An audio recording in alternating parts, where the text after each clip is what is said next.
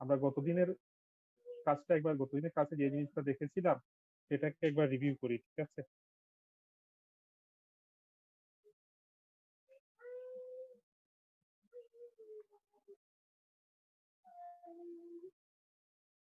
আচ্ছা, জাস্ট আপনারা আইডেন্টিফাই করে যান, আর দু একটা কোয়েশন আমরা একটু রিপিট করলে আপনার যার মাথায় থাকবে, যার মনে আছে একবার বলবেন, তাইলে আমরা বাকিরাও শুনে নিব, ঠিক আছে? আর একটু হচ্ছে অল্টারনেট করে বলার চেষ্টা করেন, যে সবাই একজন দুইজন হচ্ছে বেশি অনেক রেসপন্স করতেছেন, বাকিদেরও কিন্তু পরীক্ষা পাস করতে হবে। এটা হয় যে কেউ হচ্ছে খুব সপ্রতিভ থাকেন, ইজিলি আনসার করেন, কিন্তু এটা ভালো জিনিস, আমি এটাকে এপ্রিসিয়েট করি, যে তারা দ্রুত আনসার করেন, এটাকে এপ্রিসিয়েট করি, কিন্তু বাকিরাও কিন্তু পার্টিসিপেট করতে হবে। এবং আপনি যদি এখন মুখ না খুলতে পারেন বা এখন একটু চেষ্টা না করেন আইডেন্টিফাই করার, পরীক্ষার সময় কিন্তু এই জিনিসগুলো আর দেখার দেখবেন যে সুযোগ হবে না। দেখবেন যে রিটেন পরীক্ষা দেওয়ার আগে এটা বই খুলে অস্থির সাধারণত দেখা হয় না, সবাই কিন্তু এই কাজটাই করে। রিটেনের পরে আচ্ছা দেখে যায়, আজকে একদিন বা দুই দিন সময় থাকে, তাড়াতাড়ি অস্থি দেখে যাই, এরকম একটা টেন্ডেন্সি থাকে। আর আপনারা যেহেতু এ ব্যাচ, দেখা যাবে যে কিন্তু আপনাদের ফার্স্ট ডেতেই আপনার ইয়ে থাকবে, হুম, ভাইবা থাকবে, সুতরাং ওইটারও একটা প্রেশার থাকে যে আমরা অস্থির জন্য তখন আর আলাদা করে সময় দেওয়া হয় না। তো এখন চেষ্টা করবেন এই যে এই ব্লগ পোস্টিং এর পরেই আপনি দরকার হলে টানা 2 দিন ওসপি আপনি গুছায় নেন। এই আপনাদের তো 30 তারিখ ব্লগ পোস্টিং শেষ হবে, তো ব্লগ পোস্টিং শেষ হওয়ার পরে আপনি 2 দিন সার্জারি, 2 দিন মেডিসিন, 2 দিন গাইনি, এইভাবে নিয়ে ওসপি এখন গুছায় রাখবেন, তাইলে পরে আপনার হচ্ছে গিয়ে পরীক্ষার আগে রেসপন্স করা সহজ হবে।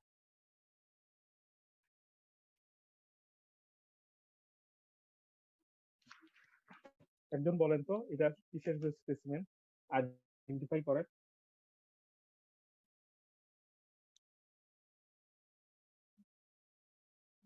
এনিওয়ান?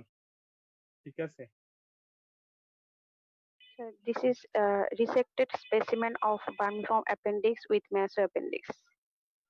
ভেরি গুড, ঠিক আছে। Pathological point?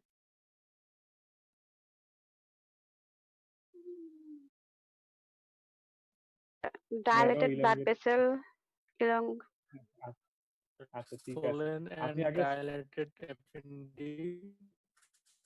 হ্যাঁ, শহীদ বলেন।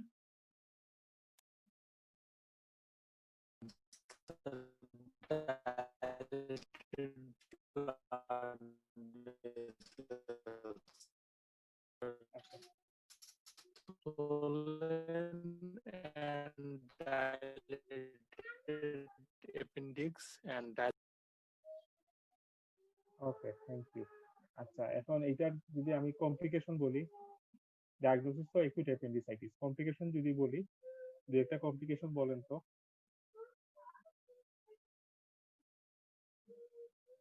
sir, appendicular abscess, burst appendix, appendicular lump. আচ্ছা, ভেরি গুড। তবে এই যে বার্স্ট অ্যাপেন্ডিক্স, এই টার্মটা বেশি ইউজ করবেন না, হ্যাঁ? যে আমার মনে হয় যে বেটার টার্ম হচ্ছে পারফোরেটেড অ্যাপেন্ডিক্স, ঠিক আছে?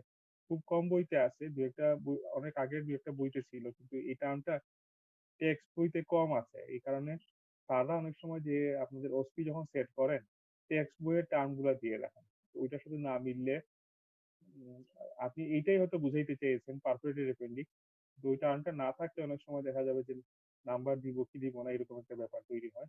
সুতরাং কমনলি যে জিনিসটা আমরা টেক্সট বইতে যেভাবে পাই, হুম, ওইভাবে বললে একটু বেটার, পারফোরেটেড অ্যাপেন্ডিক্স টার্মটা ইউজ করলে বেটার। ঠিক আছে, খুব ভালো। আচ্ছা, তাইলে এটা সবসময় কমপ্লিকেশন গুলো মনে রাখবেন, local complication, systemic complication. Local কমপ্লিকেশনে এইখানে একদম লোকালাইজ কি হইতে পারে, তার সাথে অ্যাডজেসেন্ট স্ট্রাকচারে কি হইতে পারে। ভালো বলছেন, আপনি অ্যাপেন্ডিক্স অ্যাবসেস হইতে পারে, অ্যাপেন্ডিকুলার লাম্প হইতে পারে, তার সাথে আপনি বলছেন যে পারফোরেটেড অ্যাপেন্ডিক্স হইতে পারে। ভেরি গুড, তাইলে ইনফার্ম অ্যাপেন্ডিক্স থেকে আমরা পারফোরেটেড অ্যাপেন্ডিক্স পাইতে পারি। আচ্ছা, আর জেনারেলাইজ পেরিটোনাইটিস ফর্ম করতে পারে, লোকালাইজ পেরিটোনাইটিস দেন জেনারেলাইজ পেরিটোনাইটিস। আর ওইদিকে সিস্টেমে যদি আমরা বলতে চাই, তাহলে 2-একটা পয়েন্ট বলেন তো সিস্টেমিক কমপ্লিকেশনে। Total pyremia আর হচ্ছে sepsis shock. শক, আচ্ছা সেপসিস হইলে সেপটিক শক হওয়ার পসিবিলিটি বেশি, তাই তো? ভেরি গুড, ঠিক আছে। এইটা বলেন তো একদম স্পেসিমেনটা কি?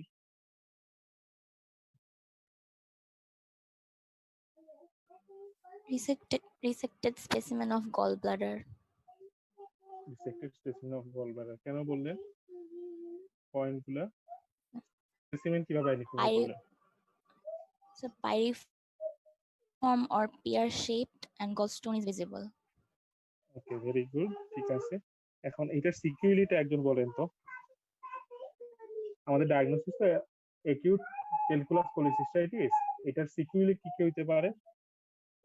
So related to the gallbladder, so chronic cholecystitis, mucocele of the gallbladder, empyema of the gallbladder, perforation of the gallbladder.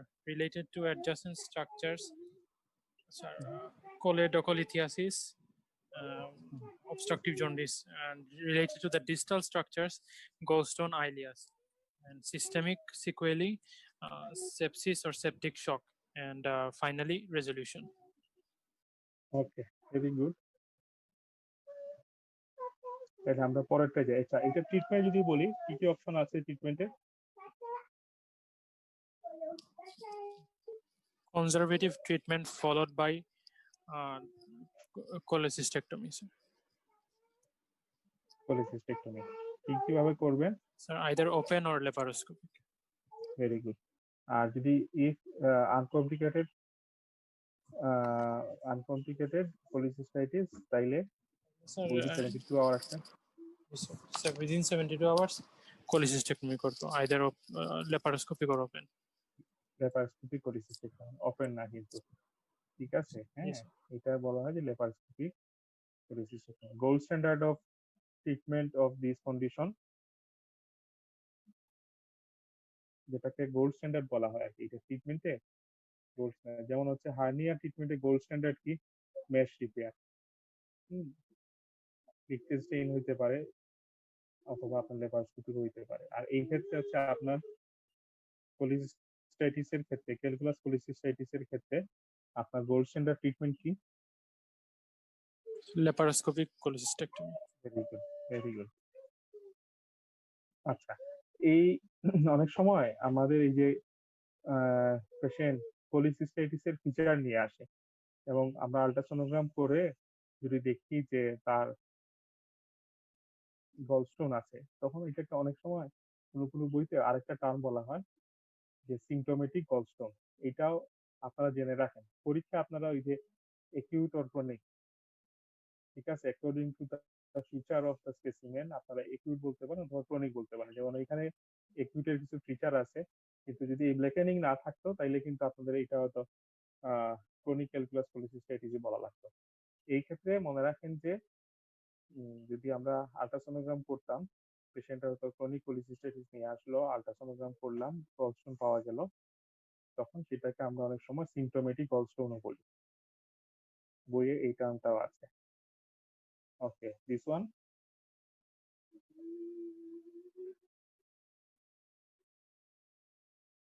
একজন বলেন। Specimen of resected hydronephrotic kidney with pelvis and upper ureter. Renal pelvis and upper ureter, very good.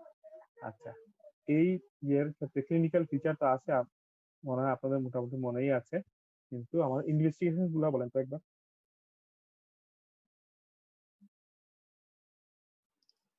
So investigations are urine routine microscopic examination, complete blood count, serum creatinine, ultrasonogram of the kidney ureter bladder region, and if creatinine normal, then intravenous urography.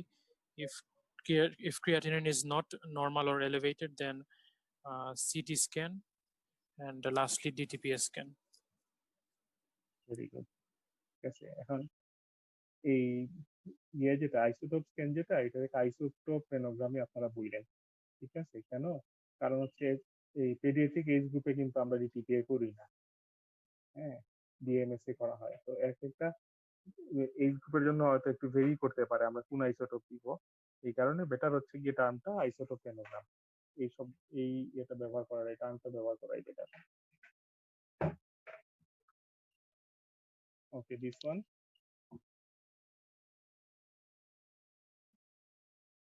Sir staghorn calculi. Very good. Composition কি হতে পারে? Sir phosphate, triple phosphate এটা sir. Triple phosphate, ঠিক আছে। আচ্ছা, এই ক্ষেত্রে clinical feature কি হওয়ার সম্ভাবনা আছে?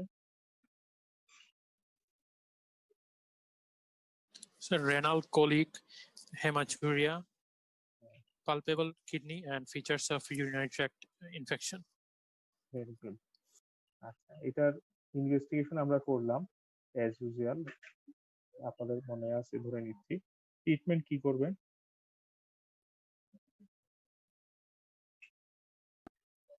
স্যার পারকিউটেনিয়াস নেফ্রোলিথোটমি করতে পারি, অথবা ওপেনএসআর আছে আমরা পাইলোলিথোটমি অর এক্সটেন্ডেড পাইলোলিথোটমি করতে পারি। Extracorporeal shockwave lithotripsy করতে পারি স্যার। আচ্ছা, এইটা এই স্টোনের ক্ষেত্রে আমরা বলবো না কেন? লার্জার স্টোন তো আপনার অনেকগুলো সেটিং করতে যেতে হবে। হ্যাঁ, স্ট্যাগহর্ন ক্যালকুলাই ইজিলি লার্জার স্টোন থাকে, এই ক্ষেত্রে আমাদের হচ্ছে এই পুরো স্টোনটাকে ব্রেকডাউন করতে যে শকওয়েভ দিতে হবে। হ্যাঁ, তাতে হয়তো দেখা যাবে যে আপনার রেনাল ইনজুরিও হইতে পারে। এই কারণে আমরা সাধারণত, যদিও বইতে সবগুলা মডালিটিসই লেখা, আপনি দেখবেন যে রেনাল স্টোনের ক্ষেত্রে মডালিটিস গুলা কি কি আছে লেখা, ওইখানে খুব যে কন্ট্রাইন্ডিকেশন লেখা আছে এরকম না।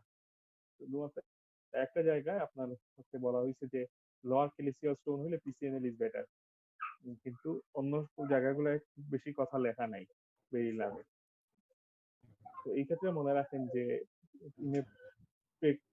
মানে প্র্যাকটিক্যাল ফিল্ড, এই স্ট্যাগহর্ন ক্যালকুলাইকে আমরা ইউজুয়ালি ইএসডব্লিউ এর যাই না, আমরা পিসিএনএল করি অথবা ওপেন সার্জারির মাধ্যমে এটা ট্রিটমেন্ট করি।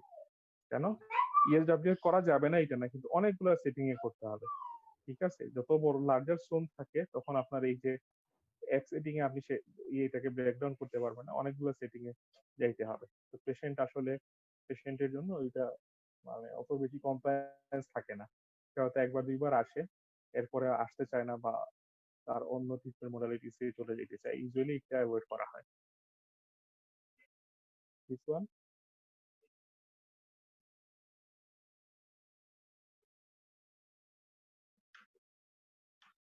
একজন বলেন। Sir bladder stone.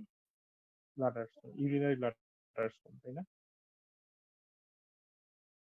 কারণ গল ব্লাডারও তো আছে, ব্লাডার তো জি স্যার। অর্গান তো। হ্যাঁ, সুতরাং ইউরিনারি ব্লাডার স্টোন হলে আপনার কমপ্লিট উত্তর হবে। Okay, this one. Sequestrum. Very good, ঠিক আছে। সিকোয়েস্ট্রামের ক্ষেত্রে কোথায় পাওয়া যেতে পারে, কোন প্যাথোলজিক্যাল কন্ডিশনে পাওয়া যায়? Chronic osteomyelitis. ক্রনিক পায়োজেনিক বললে বেটার আর কি। হ্যাঁ, পাস ফর্ম না হইলে কিন্তু দেখেন ক্রনিক ইনফ্লামেশন ওই জায়গায় থাকতে পারে, কিন্তু পাস ফর্ম না হইলে সাধারণত সিকুয়েস্ট্রাম ফর্ম হয় না, এই কারণে ক্রনিক পায়োজেনিক অস্টিওমাইলাইটিস বলাটা better. Okay, this one.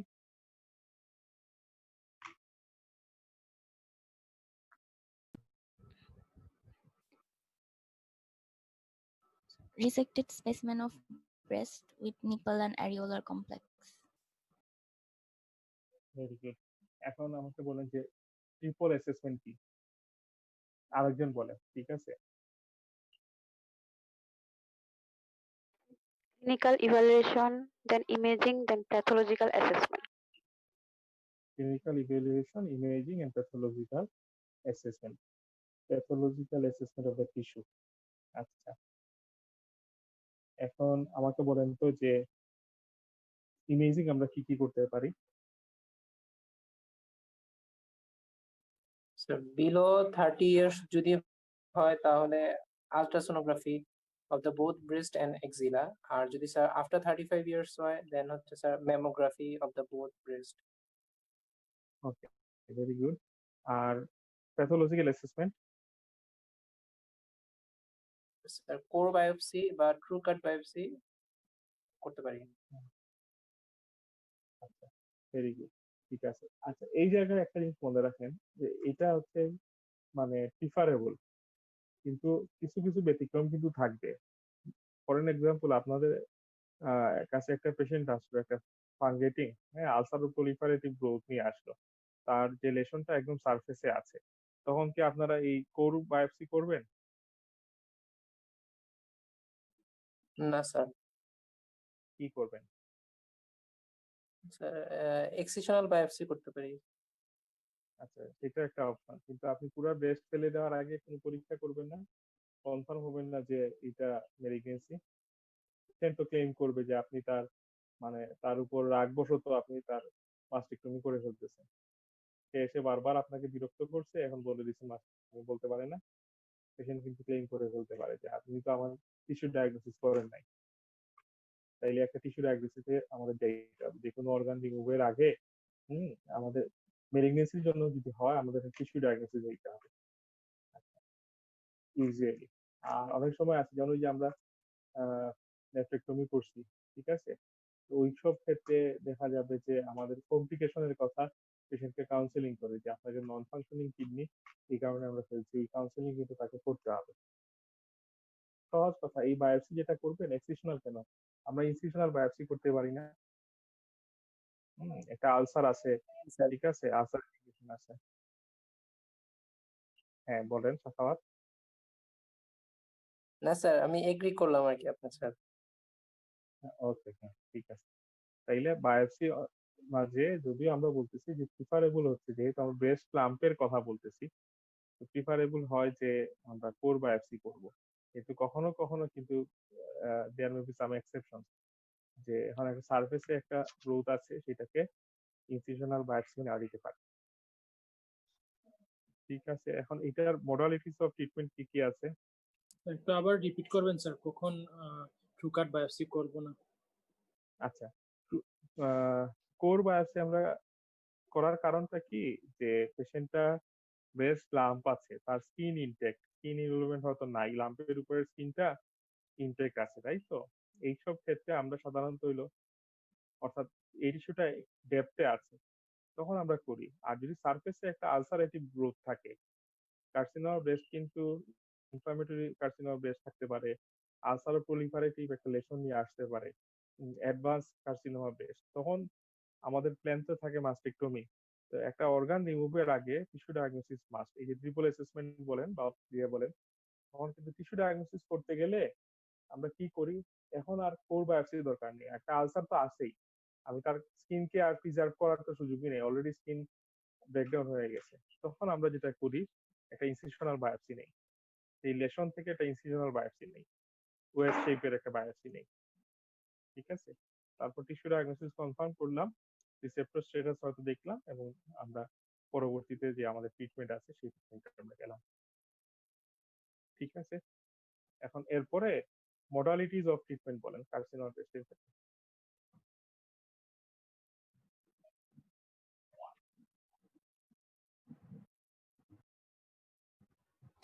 surgery, chemotherapy, radiotherapy, hormone therapy, and immunotherapy. ঠিক আছে, এখন হলো ইমিউন থেরাপি আর হচ্ছে হরমোন থেরাপি ডিপেন্ড করে কিসের উপরে, রিসেপ্টর স্ট্যাটাসের উপরে। আচ্ছা, সবগুলা সার্জারি ছাড়া বাকি সব ট্রিটমেন্টের মানে ইয়ে কি, গোল কি বলতে পারবেন? সার্জারি করে আপনি ফেলেই দিচ্ছেন, তাইলে কেন আবার দিচ্ছেন? স্যার রিকারেন্সটা প্রিভেন্ট করার জন্য, অথবা নিউ অ্যাডজুভেন্ট থেরাপি হলে সেটা হচ্ছে ডাউন স্টেজিং এর জন্য। ভেরি গুড, ঠিক আছে, তাহলে আমরা দুইটা কারণে করতে পারি। একটা হচ্ছে পেশেন্টের যে এখন মেলিগনেন্সিটা আছে, যে ওই যে লাম্প আছে, সেটা হয়তো ইনঅপারেবল, হ্যাঁ, তখন সেটাকে আমরা ডাউন স্টেজিং করলে, নিউরোজিবেন দিয়ে যদি আমরা ডাউন স্টেজিং করি, তাইলে হয়তো যে অপারেবল একটা ইয়েতে গুড আউটকাম পাওয়া যাবে আফটার সার্জারি। এই কারণে আমরা নিউরোজিবেন দিতে পারি। হ্যাঁ, আচ্ছা, এখন নিউরোজিবেন থেরাপি কি আর অ্যাডজুভেন্ট থেরাপি কি? নিউ অ্যাডজুভেন্ট হচ্ছে স্যার সার্জারির আগে ডাউন স্টেজিং এর জন্য যে কেমোথেরাপি দেওয়া হয়, আর সার্জারির পরে যদি কেমোথেরাপি দেওয়া হয় সেটা হচ্ছে অ্যাডজুভেন্ট থেরাপি। আচ্ছা ঠিক আছে, এখন ওই যে সার্জারির আগে দেওয়া হয়, হ্যাঁ বলেন আবিদ। স্যার সার্জারি নিওঅ্যাডজুভেন্টে তো সার্জারির আগেও দেওয়া হয় পরেও দেওয়া হয় দুইটাতে। না, নিও অ্যাডজুভেন্ট দেওয়া হয় সার্জারির আগে, ঠিক আছে? অ্যাডজুভেন্ট থেরাপি দেওয়া হয় হচ্ছে সার্জারির পরে, জি স্যার। ঠিক আছে? নাবিদ কি কিছু বলতে চাচ্ছিলেন? না স্যার। এখন তবে ওই যে ডাউন স্টেজিং কথাটা সবসময় ঠিক না হতে পারে। যেমন ফর এন এক্সাম্পল, যে আমাদের গোল যে সবসময় যে ডাউন স্টেজিং থাকবে, এটা নিও অ্যাডজুভেন্টের ক্ষেত্রে ডাউন স্টেজিং হবে এটা না। মেইন টার্গেট সবগুলো জায়গায় সিস্টেমিক থেরাপির মেইন টার্গেট হচ্ছে রিকারেন্স প্রিভেন্ট করা। যেমন কার্সিনোমা রেকটামের ক্ষেত্রে দেখা গেছে যে আহ, অনেক সময় আমরা হচ্ছে নিও অ্যাডজুভেন্ট থেরাপি দেই টু প্রিভেন্ট দ্য রিকারেন্স। দেখা গেছে যে আগে নিও অ্যাডজুভেন্ট থেরাপি দিয়ে যদি আমরা সার্জারি করি, অপারেবল কেস কিন্তু তাও নিও অ্যাডজুভেন্ট দিয়ে সার্জারি করি, তখন দেখা যায় রিকারেন্স প্রিভেন্ট হয়। তো সবসময় যে ডাউন স্টেজিং এর জন্য নিও অ্যাডজুভেন্ট দিব এরকম না। অনেক সময় আছে যে অপারেবল কার্সিনোমা ব্রেস্টেও কিন্তু কোনো স্কুল অফ থট আছে, কোনো জায়গায় কিন্তু নিও অ্যাডজুভেন্ট থেরাপি দেওয়া হয়, এটার অন্য গোল থাকে। হুম, কিন্তু সব সিস্টেমিক থেরাপির মেইন গোল হচ্ছে টু প্রিভেন্ট দ্য রিকারেন্স। আচ্ছা, এই যে সার্জারি আর হচ্ছে রেডিওথেরাপি, এই দুইটাকে একসাথে বলা হয় যে লোকোরিজিনাল থেরাপি। আর কেমোথেরাপি, হরমোন থেরাপি, ইমিউনোথেরাপি, এই তিনটাকে বলা হয় যে সিস্টেমিক থেরাপি। কার্সিনোমা ব্রেস্টের ক্ষেত্রে মনে রাখবেন যে এটা একটা কমন অ্যানালজি আছে যে কার্সিনোমা ব্রেস্ট যে systemic disease, not localised disease. হ্যাঁ, যখনই হচ্ছে কার্সিনোমা ব্রেস্ট ইউজুয়ালি 4 সেন্টিমিটারের উপরে চলে যায়, তখন এটাকে এজ এ সিস্টেমিক ডিজিজ হিসেবে ট্রিট করতে হয়। ভেরি স্মল কার্সিনোমা, একদম লোকালাইজ, সেটার কথা আলাদা। কিন্তু যখনই 4 সেন্টিমিটারের উপরে যায়, আহ, we can- মানে we try to treat it as a systemic disease. আচ্ছা, এই দুইটা ছবি গতকালকে স্যার দেখানো। কেমোরেডিও থেরাপি কি স্যার রেজিডুয়াল নিওপ্লাজম ডিস্ট্রয় করার জন্য দেওয়া যেতে পারে না স্যার? কেমো রেডিও, হ্যাঁ, দেখেন যে এটাকে বলা হয় যে মাইক্রোমেটাস্টেসিস। আপনি দেখবেন থাইরয়েড এবং ব্রেস্টে অনেক সময় হচ্ছে মাইক্রোমেটাস্টেসিস থাকে, ঠিক আছে? তো এই মাইক্রোমেটাস্টেসিস কে থেকে যেন হচ্ছে পরবর্তীতে আবার হচ্ছে রিকারেন্স না হয়, এই কারণে হচ্ছে কেমোথেরাপি, রেডিওথেরাপি দেওয়া হয়। আর ব্র্যাকিথেরাপি? আচ্ছা, ব্রাকিথেরাপি, ব্রাকিথেরাপি আর টেলিথেরাপি হচ্ছে, ব্রাকিথেরাপি হচ্ছে যদি আমরা একদম লোকালাইজ রেডিওথেরাপি দেই, একটা আইসোটোপ, ঠিক আছে, রেডিও অ্যাক্টিভ মেটেরিয়ালস আমরা ইনসার্ট করলাম, সেটা থেকে লোকালাইজ আপনার হচ্ছে ইয়ে হইলো। হুম, এটা ইউজুয়ালি ব্রাকিথেরাপি দেওয়া হয় হচ্ছে রেকটামের ক্ষেত্রে। রেকটামের গ্রোথ গুলাতে অনেক সময় হচ্ছে ব্রাকিথেরাপি দেওয়া হয়। আর টেলিথেরাপি হচ্ছে আমরা যে বিম অফ রেডিয়েশন আমরা দেই, এটা অনেকগুলা মেথড আছে। যেমন হচ্ছে আমরা কোবাল্ট 60 মেশিন দিয়ে দিতে পারি, আবার লিনিয়ার অ্যাক্সিলারেটর মেশিন দিয়ে দিতে পারি, আবার স্টেরিওটেকটিক টাইপ দিয়ে দিতে পারি। কোবাল্ট 60 যেটা আমরা এখন টিল নাও আমাদের অসমারিতে ব্যবহার করতেছি, এটা একটু ওল্ডার মেশিন, সেটাতে লার্জ মানে একদম হচ্ছে টার্গেটেড এরিয়াতে দেওয়া যায় না। হুম, যেমন আপনি যদি ব্রেস্টে দেন সেটাতে আসলে আপ টু, এটার এক্সটেনশন আপ টু আপনার এক্সিলা পর্যন্ত যায়। আর লিনিয়ার অ্যাক্সিলারেটর যে মেশিন, সেটাতে একদম হচ্ছে তার, হ্যাঁ, এই অ্যাক্সিস গুলা হিসাব করে একদম লোকালাইজ করে দেওয়া যায়। লিনিয়ার অ্যাক্সিলারেটর মেশিনটা বেটার আর কি এখানে ইয়ে দেওয়ার জন্য। আরো হচ্ছে ডেভেলপ কিছু মেশিন আসছে, স্টেরিওটেকটিক মেশিন, একদম হচ্ছে আপনি তার কত সেন্টিমিটারে দিবেন, তার ওয়াইড কত, ব্রেথ কত, এটা লেন্থ কত, এইভাবে হিসাব করে একদম হচ্ছে স্পেসিফিক্যালি দেওয়া যায়। লিনিয়ার অ্যাক্সিলারেটর মেশিন দেওয়া হচ্ছে একটা স্পেসিফিক এরিয়ায়, আর লার্জার এরিয়া সাধারণত যে কভার 60 মেশিন গুলা আরো স্পেসিফিক্যালি দেওয়া যায়, যে স্টেরিওটেকটিক টেকনিকে কিছু মেশিন আসছে, সেটাতে হচ্ছে গিয়ে আরো স্পেসিফিক্যালি দেওয়া যায়। কারণ সুবিধাটা কি? সুবিধা হচ্ছে গিয়ে তার আশপাশের যে রিমেইনিং মাইক্রোমেটাস্টেসিস থাকে সেইগুলাকে ডিস্ট্রয় করা। এই কারণে কিন্তু দেখেন এই যে রেডিওথেরাপিকে যে বললাম যে লোকোরিজিওনাল বলা হয়, সে অনেক দূরের লিভারে গেছে, সেটাকে সে কিন্তু ট্রিট করবে না। সেটাকে ট্রিট করতে গেলে আমাদের সিস্টেমিক থেরাপি দিতে হবে, chemotherapy, hormone therapy or immunotherapy. সে হচ্ছে এই রিজিওনাল যেটা, লোকাল ও রিজিওনাল, এই দুইটাকে ট্রিট করতে হবে। লোকাল একদম তো সহজ কথা, চেস্ট ওয়ালে যদি কোনো রিমেইনিং ক্যান্সার সেল থাকে, অথবা আমরা যদি ইউজুয়ালি একটা জিনিস খুব কমন, এটাকে বলে breast conservative surgery, wide ducker excision করা হয়। এখানে সাধারণত ব্রেস্টটাকে প্রিজার্ভ করা হয়, জাস্ট হচ্ছে গিয়ে 2 সেন্টিমিটার একটা মার্জিন নেওয়া হয় টিস্যু পার্টস। এখন ধরেন টিউমারটা আছে 2 সেন্টিমিটার, তার চারদিকে 2 সেন্টিমিটার একটা মার্জিন নেওয়া হইলো। রিমেইনিং যদি কোনো মাইক্রোমেটাস্টেসিস থাকে, এটার জন্য অবশ্যই এখানে রেডিওথেরাপি দেওয়া হয়। এখন এই যে নিউয়ার ট্রিটমেন্ট গুলা প্রোটোকল গুলো আসতেছে, যেমন ইংল্যান্ডে সে হয়তো মাস্টেক্টমি মানে করতে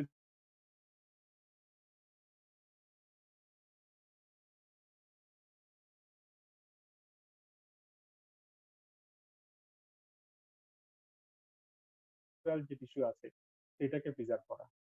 এই কারণে ওরা এখন হচ্ছে ওয়াইড ডুকাল এক্সিশন করতেছে, সেটাকে বলে ব্রেস্ট কনজারভেটিভ বা ব্রেস্ট কনজার্ভিং সার্জারি। এই জায়গায় রেডিওথেরাপি একটা মাস্ট, কেন সে হচ্ছে লোকাল ইফেক্ট তার আছে। আমি যে বললাম সিস্টেমিক ইফেক্ট, এখন লিম্ফ নোডে চলে গেছে, লিম্ফ নোড থেকে তো সেটা আরো দূরে যেতে পারে। এই সিস্টেমিক ইফেক্ট পাইতে হইলে আপনাকে অবশ্যই হরমোন থেরাপি, কেমোথেরাপি অর ইমিউনোথেরাপিতে যেতে হবে।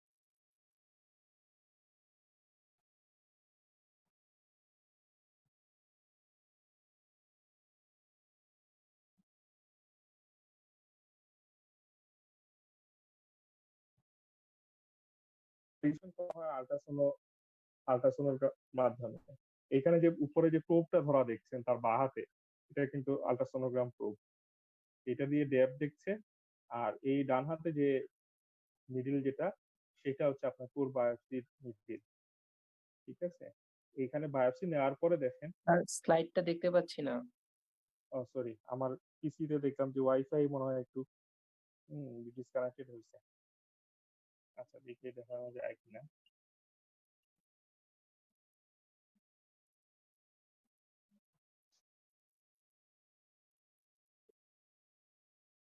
আচ্ছা, আপনি পয়েন্ট গুলা শুনেন। আমি চেষ্টা করতেছি যে ইয়ে থেকে দেখানোর। আমি আসলে এখন মোবাইলের ইয়েটা ব্যবহার করতেছি, মোবাইলের ইন্টারনেটটা ব্যবহার করতেছি আপনার সাথে কথা বলার জন্য। আচ্ছা, তো যে আল্ট্রাসোনো গাইডেড আমরা ট্রাই করি, যে আল্ট্রাসোনো গাইডেড যদি হয় তখন হচ্ছে কি আমাদের পক্ষে বেটার, ইজিয়ার হয় আর কি লোকালাইজ করা।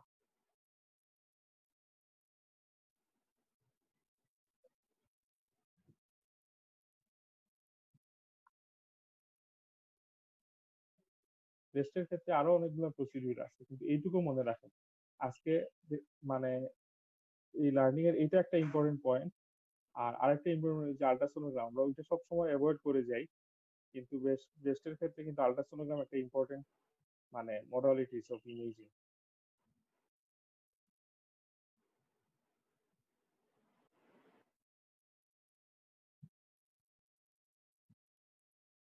এই ইয়েগুলার ভিতরে আর আপনাদের কোনো প্রশ্ন আছে কিনা?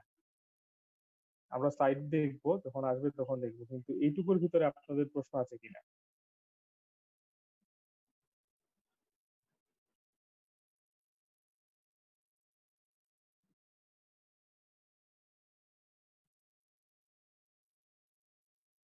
কারো কোনো প্রশ্ন নাই? স্যার বলেন। স্যার, হরমোন থেরাপির জন্য প্রিমেনোপজাল এন্ড পোস্টমেনোপজাল একটা ডিফারেন্স বলছিলেন ওই দিন, একটু যদি বলতেন আবার। আচ্ছা, দেখেন এই যে আমরা সাধারণত কি দেই, আমাদের ইস্ট্রোজেন রিসেপ্টর এগোনিস্ট দেই, তাই তো? ইস্ট্রোজেন রিসেপ্টর এগোনিস্ট দেই। এখন ইস্ট্রোজেন রিসেপ্টর এগোনিস্ট আপনি দেই কখন? হচ্ছে যে প্রিমোনেপোজাল, যেমন ট্যামোক্সিফেন গুলা। ঠিক আছে, আচ্ছা, আরো কিছু কিছু ড্রাগ আছে যেমন গোসেরোলিন বা আরো কিছু কিছু ড্রাগ আছে যেটা হচ্ছে একদম মানে এটাকে বলা যে মেডিকেল স্টেরিলাইজেশন। আমরা একদম কখনো কখনো আগে আরো 2 or 3 ডিকেড আগে অনেক সময় আছে যে তার উপরেক্টমি করে ফেলা হতো যেন ইস্ট্রোজেন সিক্রেশন না হয়। কিন্তু এখন হচ্ছে নিউয়ার ড্রাগ গুলো আসছে, তখন আমরা সাধারণত রিসেপ্টর এগোনিস্ট ব্যবহার করি। এখন এই যে আহ, এটা হচ্ছে প্রিমেনোপজাল পোস্ট মেনোপজালের ক্ষেত্রে এস্ট্রোজেনটা কনভার্ট হয় হচ্ছে মানে আপনার ইয়েতে এডিপোজ টিস্যুতে, সেইখানের জন্য হচ্ছে অ্যারোমাটেজ ইনহিবিটর বলে কিছু ড্রাগ আছে, সেই ড্রাগ গুলো ব্যবহার করা হয় যাতে এই কনভার্সনটা না হয়। ঠিক আছে, অর্থাৎ অ্যাক্টিভ ইস্ট্রোজেন যেন কনভার্ট না হয়, এই কারণে অ্যারোমাটেজ ইনহিবিটর গুলো ব্যবহার করা হয়। এই তো, এই দুইটা জিনিস। এখন এই তার ডিউরেশন অফ ইয়ের একটু পার্থক্য আছে, যে আমরা মানে কত সময় ধরে ব্যবহার করব। ইউজুয়ালি টেমোক্সিফেন ব্যবহার করা হচ্ছে আপনার aromatase inhibitor usually 2 to 5 years বলা হয়। এই জি স্যার, থ্যাংক ইউ স্যার। এই সাইডটা কি ভিজিবল কিনা? জি স্যার, ভিজিবল। এখন কি দেখা যাচ্ছে? জি স্যার। আচ্ছা, এখন তাইলে হয়তো আর একটু ভালো দেখা যাবে। আচ্ছা, এখন দেখেন যে এই যে নিডিলটা বের করে আনছে, এই নিডিলের সামনে দেখেন একটা টিস্যু আছে, কিন্তু সেইটা নিডিলের মতোই। এখানে একটু খাঁজ কাটা আছে, এই খাঁজ দিয়েই কিন্তু এই টিস্যুটা আসছে। খেয়াল করছেন? এটা হচ্ছে অন্য একটা সিরিঞ্জে নিডিল দিয়ে সে পয়েন্ট আউট করছে। তো কোর বায়োপসির সুবিধা হচ্ছে যে এখানে একটু লার্জার অ্যামাউন্ট বা গ্রেটার অ্যামাউন্ট অফ টিস্যু আসে, ফলে এই এফএনএসির তুলনায় যেহেতু টিস্যু ম্যালিগনেন্সির ক্ষেত্রে কিন্তু আমরা অনেকগুলো জিনিস দেখি। একটা হচ্ছে সেলের যে চেঞ্জ আসে সেটা দেখি, টিস্যুতেও কিন্তু কিছু কিছু চেঞ্জ আসে, তাই না? এই যে ভাস্কুলার ইনভেশন হয়েছে কিনা, হ্যাঁ, লিম্ফেটিক ইনভেশন হয়েছে কিনা, এগুলো কিন্তু অনেক সময় দেখা যায়। এই জিনিসগুলা তার টিস্যুর নেস্ট লাইক সেলুলার অ্যারেঞ্জমেন্ট হয়েছে কিনা অনেকগুলা ইয়েতে আমরা দেখি। তো আমার সেলের আপনি যদি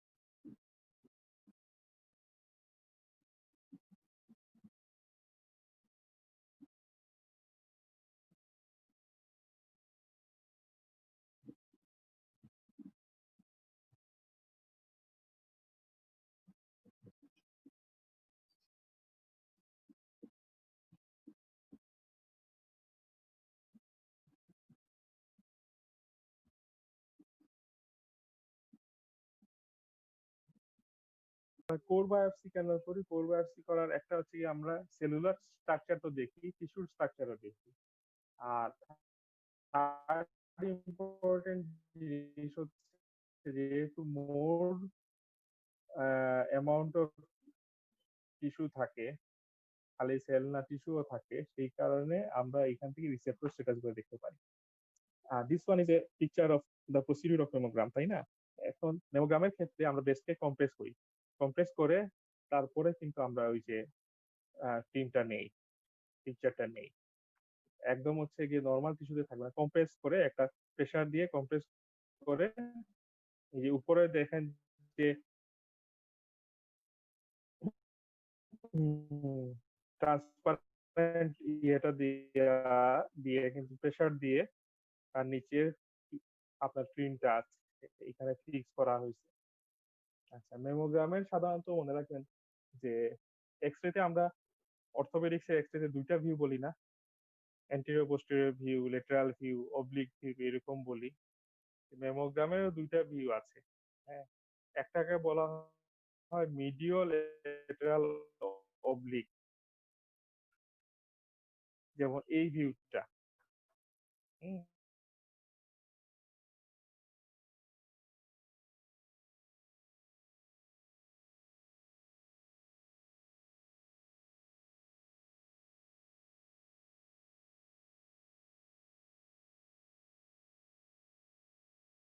এখানে টু লেটারাল এবং এটার কি ইয়েতে আছে অবলিকলি, এটাকে বলা হয়। আরেকটা ভিউ হচ্ছে ক্রেনিও কর্ডাল, ঠিক আছে? আজকে আমাদের ছিল ডাটা ইন্টারপ্রিটেশন আর হচ্ছে অ্যাপ্লায়েন্সের ছবিগুলো আমরা চট করে আগে দেখে নিই। ডাটা ইন্টারপ্রিটেশন যেহেতু অকেশনালি আসে, কিন্তু অ্যাপ্লায়েন্স কিন্তু প্রত্যেক পরীক্ষায় একটা থাকবে। এই কারণে আগে আমরা অ্যাপ্লায়েন্স গুলো একবার দেখে নিই, এটার সাথে একটা শর্ট ডিসকাশন করে নিই, তারপরে প্রয়োজন যদি থাকে আমরা আবার রিপিট করব। হ্যাঁ, আর তার সাথে ডাটা ইন্টারপ্রিটেশন গুলো একটু দেখবো। আচ্ছা, এটা অ্যাপ্লায়েন্স হচ্ছে গিয়ে ওই যে কখনো কখনো বলে না যে অক্সিলিয়ারি, হ্যাঁ, সহায়তাকারী। এইরকম অ্যাপ্লায়েন্স জিনিসটা হচ্ছে যে আপনি ইনস্ট্রুমেন্ট না, কিন্তু তার হচ্ছে সে আপনার এই প্রসিডিউরটা করার জন্য অনেক সময় আমাদের আহ, ওই জিনিসটা লাগবেই। আবার কখনো কখনো ওইটা ছাড়া প্রসিডিউরটা করাই যাবে না, এইরকম জিনিসগুলোকে আমরা অ্যাপ্লায়েন্স বলি। যেমন এই যে অ্যাপ্লায়েন্সটা দেখছেন, এটা হচ্ছে অর্থোপেডিক্স এর প্রসিডিউর অ্যাপ্লায়েন্স, এটাকে বলা হয় স্প্লিন্ট। ঠিক আছে, কখন ব্যবহার করা হয়, কি দিয়ে কিভাবে তৈরি করা হয়? সাধারণত একটা hard stick, it may be made by wooden stick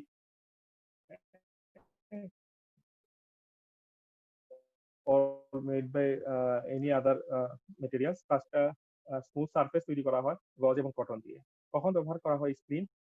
usually fixation of the fracture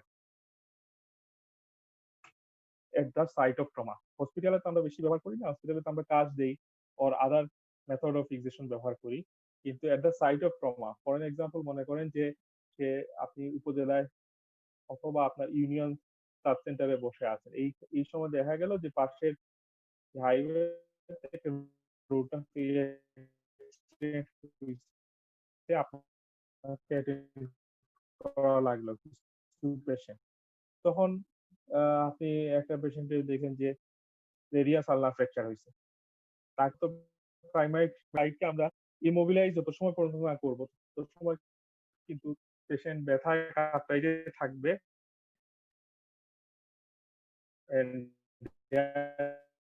maybe fracture সাইটটাকে fix করার জন্য আমরা যেটা ব্যবহার করি সেটা স্প্লিন। তার প্রক্সিমাল এন্ড এবং ডিস্টাল এন্ড, ঠিক আছে, এই দুটার সাথে এটা দুই এন্ডকে ফিক্স করি। এটা যেহেতু ফিক্স, একটা হার্ড স্ট্রাকচার, সুতরাং হ্যাঁ, আপনি দেখেন হাতের সাথে যদি আপনি বেঁধে দেন, মনে করেন আপনার এলবো জয়েন্ট ডিসলোকেট, এলবো জয়েন্টে আপনার ইনজুরি হয়েছে, আপনি যদি তার আর্ম এবং ফোর আর্ম এটা দুই এন্ড বেঁধে দেন, পেশেন্ট কিন্তু আর হচ্ছে এলবো জয়েন্ট মুভ করতে পারবে না, এটা ইমোবিলাইজ হয়ে গেল। এমনি মনে করেন রেডিয়াস আলনার ফ্র্যাকচার হয়েছে, আপনি এটাকে এই দুইটা ফ্র্যাকচার সাইডের প্রক্সিমাল এন্ড এবং ডিস্টাল এন্ড, ঠিক আছে, এটার সাথে রেখে আপনি ফিক্স করে দেন আরেকটা রুল ব্যান্ডেজ দিয়ে, তাইলে কিন্তু ইমোবিলাইজ হয়ে গেল। তাইলে স্প্লিন্ট আমরা ব্যবহার করি to immobilise the fracture site বা fracture at the site of injury, যে ডেফিনেটিভ ট্রিটমেন্টের জন্য না, এটা হচ্ছে কি আমাদের প্রাইমারি ট্রিটমেন্টের জন্য। আচ্ছা, এই জায়গাগুলোর কোয়েশ্চেন গুলা কিন্তু খুব বেশি আপনার ওই যে স্টেরিলাইজেশন, আমরা ইনস্ট্রুমেন্টে দেখেছি স্টেরিলাইজেশন, বা আপনারা স্পেসিমেনের ক্ষেত্রে দেখেছেন যে প্যাথোলজিক্যাল পয়েন্ট, আইডেন্টিফাইং পয়েন্ট এরকম থাকে, প্যাথোলজিক্যাল ডায়াগনোসিস এরকম থাকে। এই ক্ষেত্রে কিন্তু এরকম না, এই অ্যাপ্লায়েন্সের ক্ষেত্রে ইউজুয়ালি এই প্রসিডিওর রিলেটেড কোয়েশ্চেন থাকে। তাইলে দেখেন আপনি ইমোবিলাইজ করছেন, তখন হয়তো প্রশ্ন আসতে পারে what are the other method of immobilisation. আপনি এখানে প্রসিডিউরটা করেছেন ফ্র্যাকচারে, টাইপ অফ ফ্র্যাকচার আসতে পারে। তাইলে এইটা রিলেটেড অর্থোপেডিক্স এর যে কোয়েশ্চন গুলো আছে, দু একটা প্রশ্ন আপনি মাথায় সাজায় নেন, সাজায় নেন এবং সেই উত্তরগুলো আপনি খুঁজে রাখেন। এই যে আমি দুইটা প্রশ্ন বললাম যে type of fracture, what are the other method of immobilisation. Okay, this one is T tube. T tube নিয়ে অলরেডি কিন্তু আপনাদের একটা ভালো ডিসকাশন হয়েছে। কোথায় হয়েছে? টি টিউব কোলাঞ্জিওগ্রামের যে আমরা এক্সরে গুলো দেখেছি, মনে আছে? কন্ট্রাস্ট এক্সরেতে টি টিউব কোলাঞ্জিওগ্রাম। জি স্যার। ওকে, হ্যাঁ, তাইলে টি টিউব কেমনে আমরা চিনবো? দেখেন, এটা টি শেপ, অর্থাৎ তার একটা হরাইজন্টাল লিম্ব আছে, একটা ভার্টিক্যাল লিম্ব আছে, তাই না? এই যে এটা হচ্ছে হরাইজন্টাল লিম্ব আর এটা হচ্ছে ভার্টিক্যাল লিম্ব। আচ্ছা, এখন তাইলে এটা হচ্ছে টি টিউব। তার ইন্ডিকেশন কি, কখন আমরা ব্যবহার করি?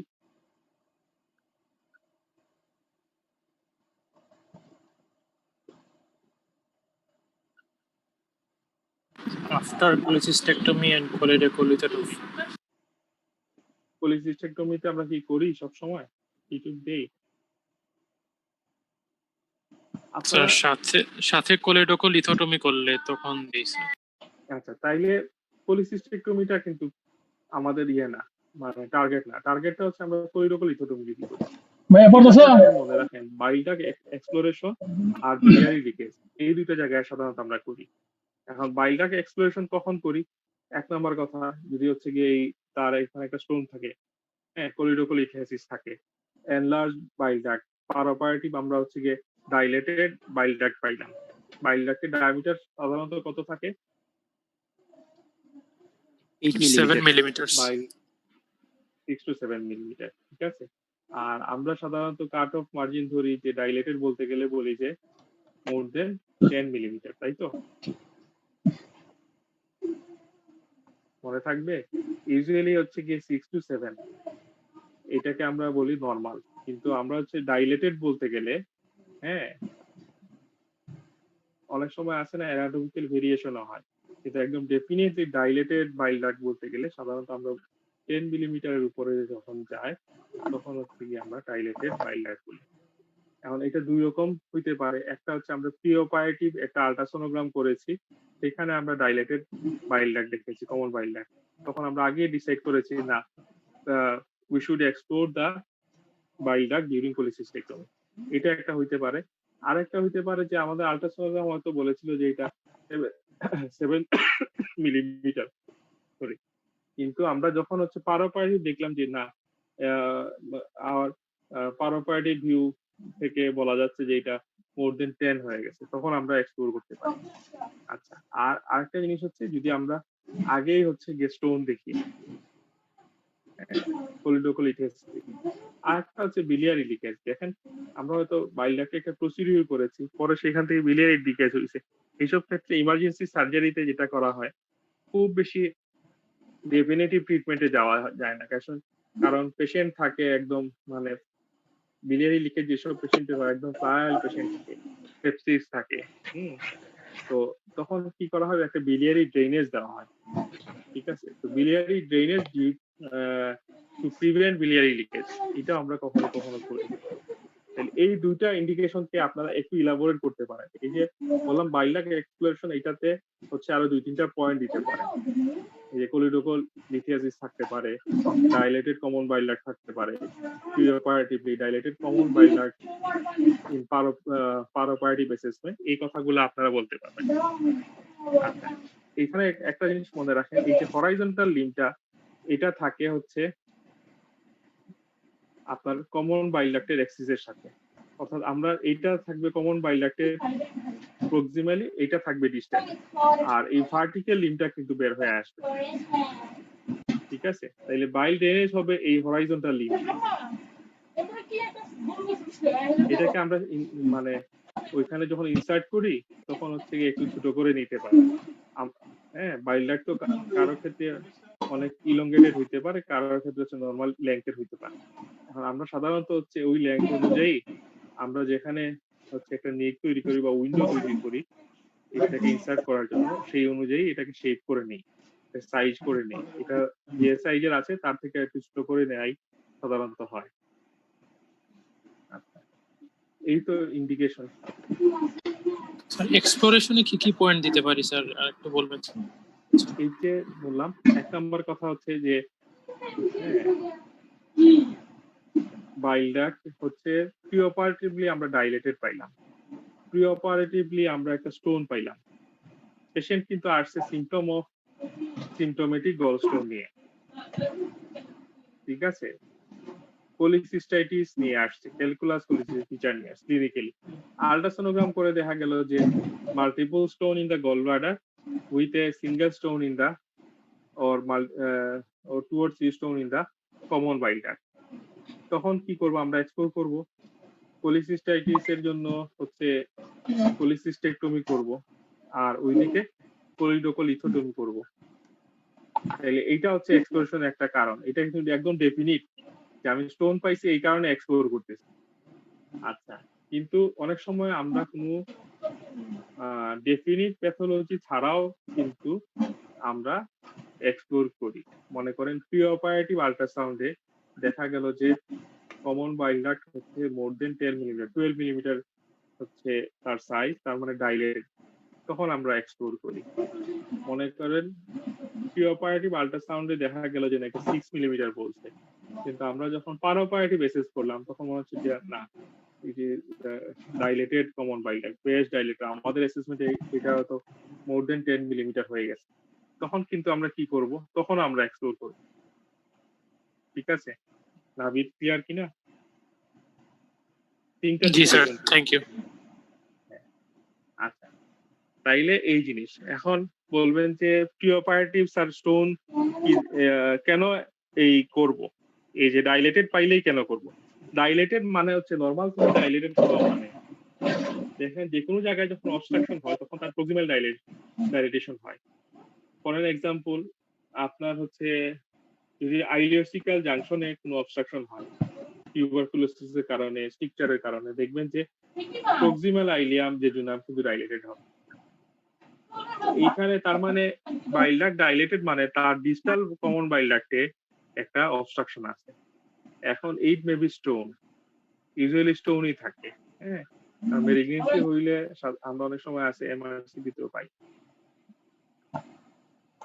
তো ইট মে বি স্টোন, স্টোন যদি থাকে তখন হচ্ছে আমাদের সেই স্টোনটা রিমুভ করতে হবে, এই কারণে আমরা এক্সপ্লোর করি। আচ্ছা, তাইলে স্টোন আছে, দেখা গেল না কেন আল্ট্রাসোনোগ্রামে? স্যার ডিস্টাল সিবিডি তে স্টোন হলে অনেক সময় আল্ট্রাসোনোগ্রামে ভিজিবল নাও হতে পারে। কেন? রেট্রোডিউডেনাল পার্টটাতে জি স্যার। ভিজিবল না হতে পারে, সহজ কথাই না।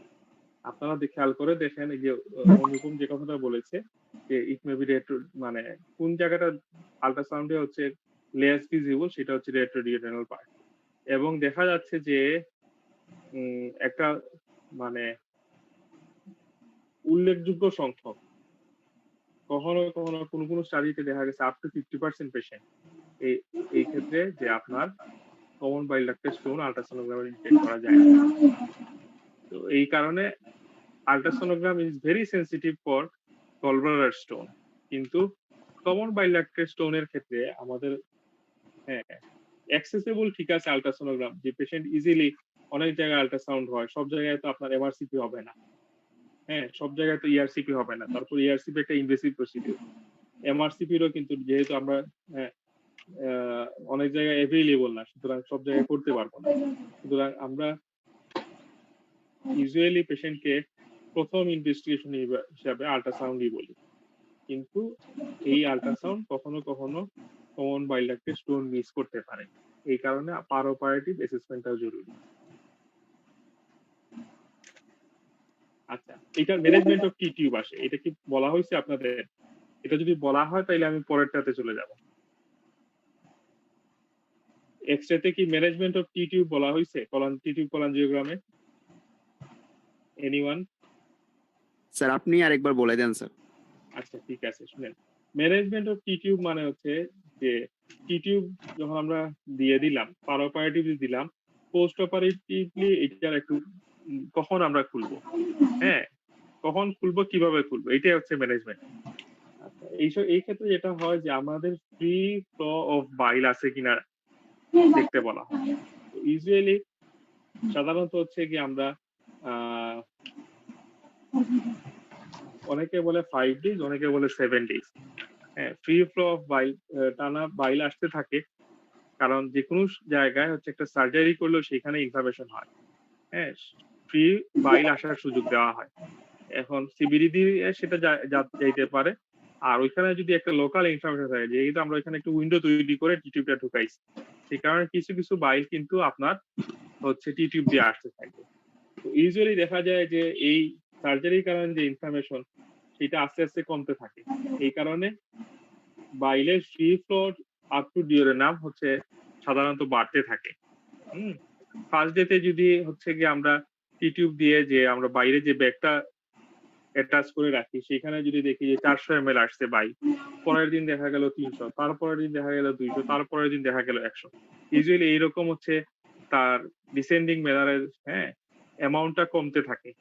প্রথম দিন দেখা যায় যে বেগে বেশি আসছে, তার মানে ওইখানে ইডিমেটা একটু ইডিমা ছিল, একটু লোকাল ইনফরমেশন ছিল। যে কোনো জায়গায় আপনি একটা ইনজুরি করবেন, স্বাভাবিক সেখানে তো একটু লোকাল ইনফরমেশন থাকবে, ইডিমা থাকবে। সেই কারণে বেশি এটি ওই ডাইরেক্ট বাইল ড্রেনেজ না হয়ে টিউব দিয়ে আসছে। সেকেন্ড দিন সেটা আস্তে আস্তে রিজলভ হয়েছে, থার্ড দিন আরো রিজলভ হয়েছে, ফোর্থ দিন আরো হয়েছে। এই কারণে সাধারণত হচ্ছে ফিফথ ডে পর্যন্ত আমরা এই ফ্রি ফ্লো চেক করি। আচ্ছা, তখন দেখা গেল যে আস্তে আস্তে যে মোটামুটি আপনার অ্যামাউন্টটা কমে আসছে। ইউজুয়ালি আপনার 100 ml এর মতো ফিফথ ডেতে থাকে, 100 150 এরকম। তখন আমরা কি করি? কলাঞ্জিওগ্রাম করি, স্টেন্টিং করি। কিন্তু স্টেন্ট করতে গেলে সাধারণত হচ্ছে কি আমরা গ্রাজুয়াল স্টেন্টিং করি। ঠিক আছে, প্রথমে হয়তো আমরা আপনার 2 to 3 আওয়ার এরকম করে রাখলাম, তারপরে আর একটু সময় বাড়াইলাম, তারপরে আর একটু সময় বাড়াইলাম। অনেকে আগে যেটা বলা হয়তো যে 14 ডেজ পর্যন্ত হচ্ছে গিয়ে এই প্রসিডিউরটা চলতো, কিন্তু এখন বলা হয় যে সাধারণত ফিফথ ডেতে আমরা একটা কলাঞ্জিওগ্রাম করি। ঠিক আছে, কিভাবে কলাঞ্জিওগ্রাম করি? এই যে টি টিউব যেটা আছে সেই দিক দিয়ে ডাই দেওয়া হয়, ডাই দিয়ে দেখা হয় যে ডিস্টালি কোনো অবস্ট্রাকশন আছে কিনা। সাধারণত হচ্ছে দেখেন রেডিও মানে এই যে ডাই যে থাকে, স্টোন ডাই দেওয়ার পরে একটা এক্সরে নেওয়া হয়। এই এক্সরেতে রেডিও অপেক যদি স্টোন থাকে সেই স্টোন তো দেখা যাবেই, কিন্তু মনে করেন যে যে স্টোন গুলো আছে সেটা রেডিও লুসেন্ট হইতে পারে। লুসেন্ট যদি হয় সেইখানে একটা নেগেটিভ শেডও দেখা যাবে। বুঝতে পারছেন? ডাইটা কিন্তু একটা ইমপ্রেশন দিবে রেডিও অপেক, একটা লিকুইডের ইমপ্রেশন দিবে। আর যদি এখানে একটা স্টোন থাকে, তার মানে স্টোনটা রেডিওলুসেন্ট দেখা যাবে না, কিন্তু ডাইটা দেখা যাবে। তার চারদিকের মার্জিনকে কিন্তু আপনারা আইডেন্টিফাই করবে। আপনারা হচ্ছে ছবি যখন তোলা হয়তো আগে, তখন নেগেটিভ পাওয়া যেত, দেখছেন কিনা? যারা ফটোগ্রাফিতে থাকেন, ফটোগ্রাফি করেন মাঝে মাঝে, অনেকের হবি থাকে না, ছবি তুলেন না আপনারা? হ্যালো স্যার, ওই যে 30টা ফিল্মের ইয়া পাওয়া যাইতো স্যার, মানে নেগেটিভ। এখন ওই নেগেটিভ ফিল্ম গুলো দেখছেন, সেখানে কি রকম কালার থাকে? ওটা তো ব্ল্যাক এন্ড হোয়াইট থাকে, তাই না? এখানে যে সলিড অবজেক্ট কি রকম থাকে? হোয়াইট থাকে, দেখছেন? এক্সরেতে আমরা কি দেখি? বোনকে কি রকম দেখি? Sir radio opaque. কি রকম? স্যার সাদা। সাদা, সহজ কথা। ওই জায়গায় কিন্তু আপনারা দেখবেন যে এই যে ডাই যেটা আছে সেটার সাদা দেখা যাবে, কারণ সেইটা রেডিও অপেক। এখন এই স্টোনটা রেডিওলুসেন্ট, স্টোনটা কিন্তু নর্মাল টিস্যুর মতোই, মানে এটাকে আলাদা করে আর চিনা যাবে না। কিন্তু যেহেতু ওইখানে একটা অবস্ট্রাকশন আছে, ডাইটা কি করবে? স্টোনের চারদিকের বর্ডারে আইসা একটা তার বর্ডারটাকে একটা মানে শেপ দিবে। বুঝতে পারছেন? আমরা কিন্তু ডাই দেখে বুঝতে পারবো। অনেক সময় কিন্তু আপনি এই যে এক্সরেতে স্টোন দেখা যাবে না, কিন্তু দেখা যাবে যে এই জায়গায় ডাই যায় নাই, নেগেটিভ শেডো এই জায়গায় ডাইটা পৌঁছাইতে পারে নাই, এই কারণে একটা নেগেটিভ শেডো পাওয়া যাবে।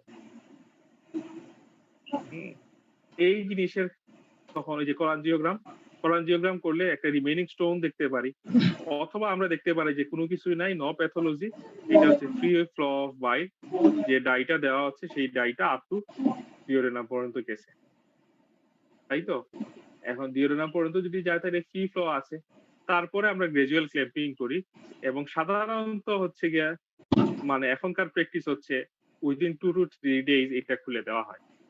টিউব কলাঞ্জিওগ্রামে যদি দেখা যায় যে কোনো অবস্ট্রাকশন নাই, 2 to 3 days এর ভিতরে এটা খুলে দেওয়া হয়।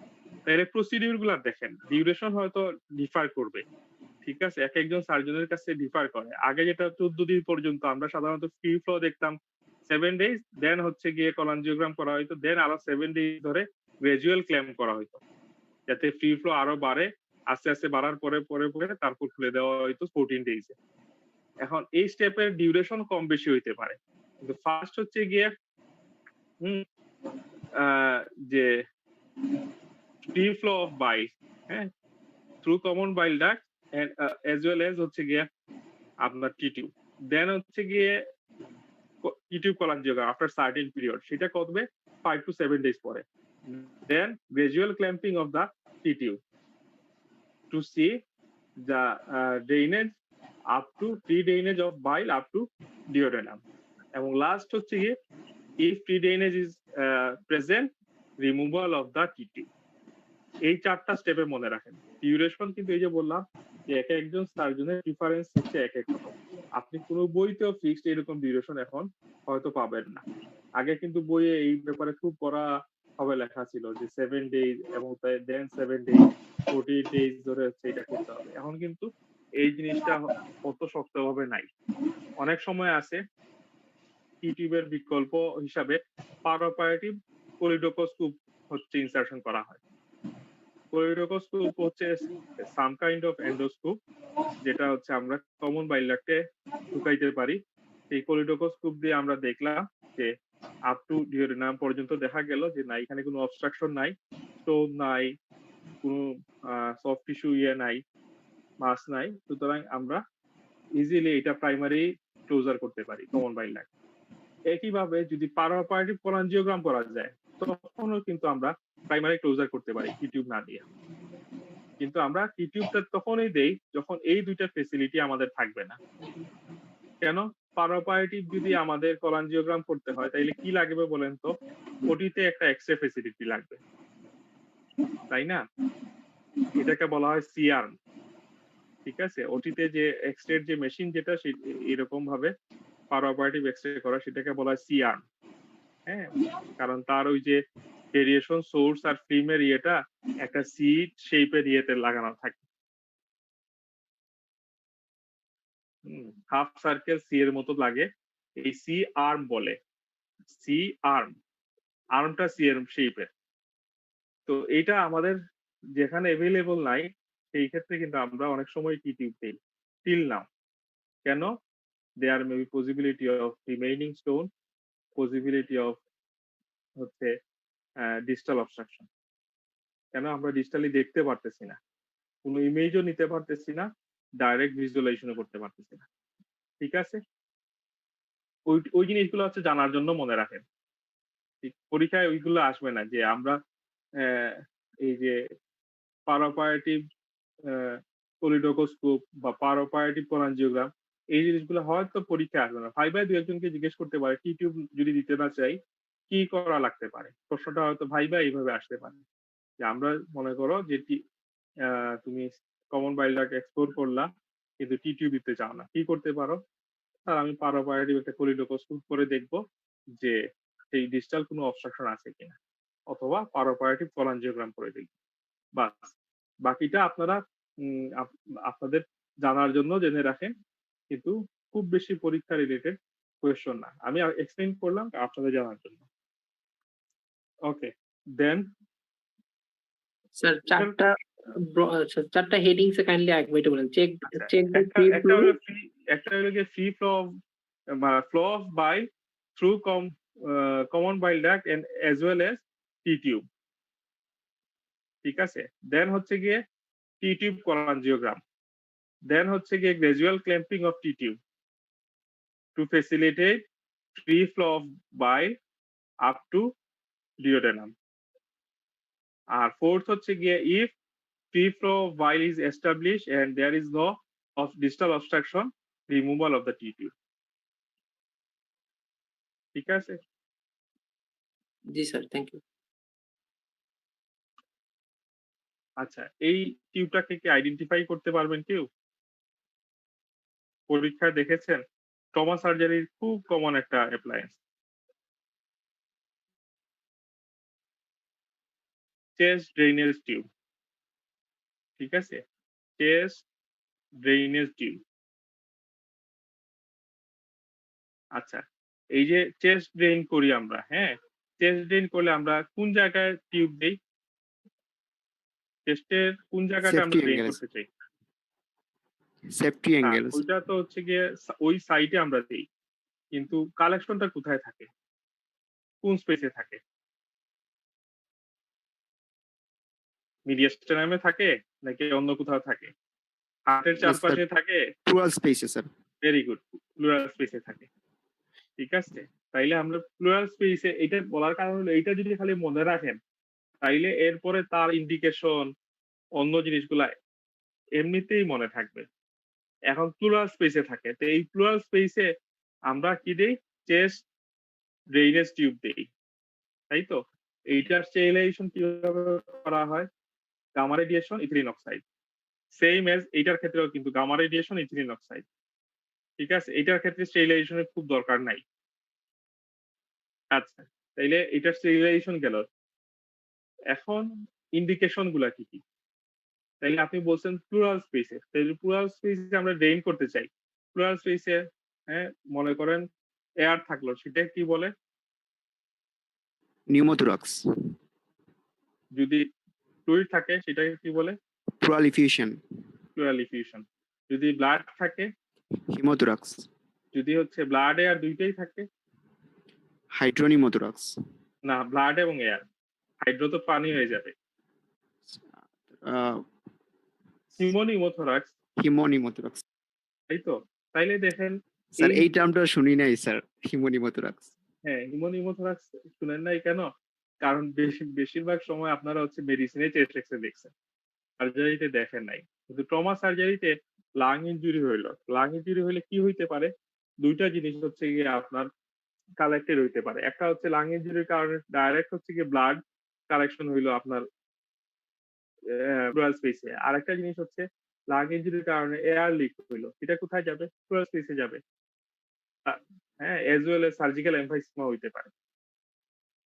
এই যে তখন এই যে আমি বললাম সার্জারিতে এইটার ইম্পর্টেন্স হচ্ছে গিয়ে ট্রমা সার্জারিতে। এই যে আপনার যে টার্মগুলা বললাম, নিউমোথোরাক্স, তারপর হচ্ছে গিয়ে হিমোনিমোথোরাক্স, হিমোথোরাক্স, এই তিনটাই কিন্তু ট্রমাতে পাওয়া যায়। আর একটা ব্যতিক্রম হচ্ছে প্লুরাল ইফিউশন। প্লুরাল ইফিউশনে কিন্তু সব সময় আমরা এই টিউব দেই না। প্লুরাল ইফিউশনে কখন দেই?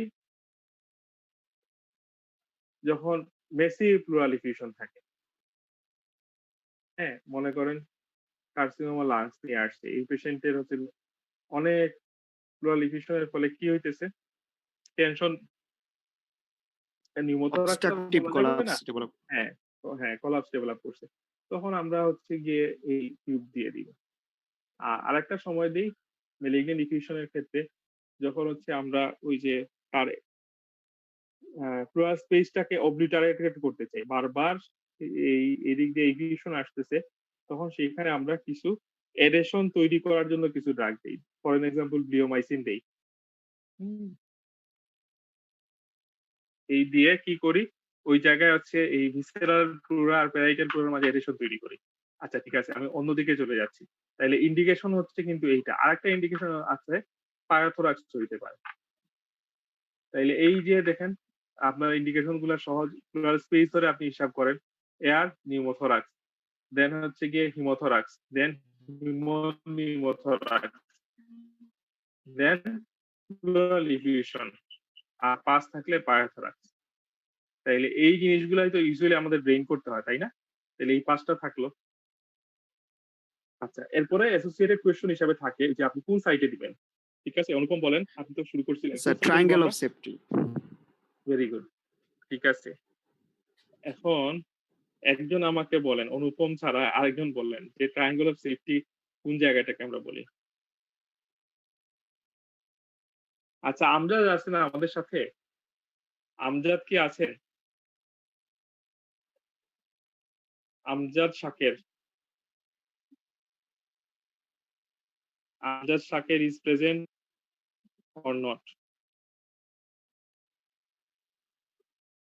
মনে হচ্ছে নাই। আচ্ছা ঠিক আছে, বা তার ইন্টারনেট কানেকশনের প্রবলেম থাকতে পারে।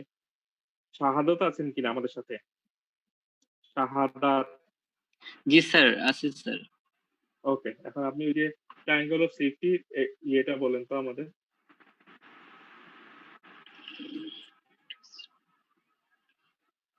বাউন্ডারি বলার দরকার নাই, ঠিক আছে? আপনি মোটামুটি কোন জায়গায় দেওয়া হয় এটা বলেন। Lower letter aspect of chest. Lower না, ঠিক আছে, এটা আপারই বলা ভালো, তাই না? আপার কেন? আমরা ফিফথ ইন্টারকোস্টাল স্পেসের উপরে দিচ্ছি, ঠিক আছে? তাইলে এটার বাউন্ডারি কি থাকে? Triangular space, triangle of safety যেহেতু ট্রায়াঙ্গুলার স্পেস, অ্যান্টেরিয়রলি কি থাকে? অ্যান্টেরিয়র এক্সিলারি লাইন, পোস্টেরিয়রলি কি থাকে? Mid axillary line. আর লোয়ার আর্মটা কি দিয়ে তৈরি হয়?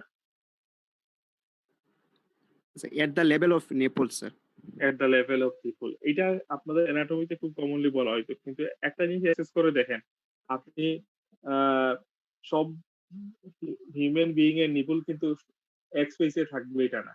সুতরাং fifth intercostal space, fifth rib বললে বেটার। আচ্ছা, এই ফিফথ রিবের উপরে আমরা কেন দেই?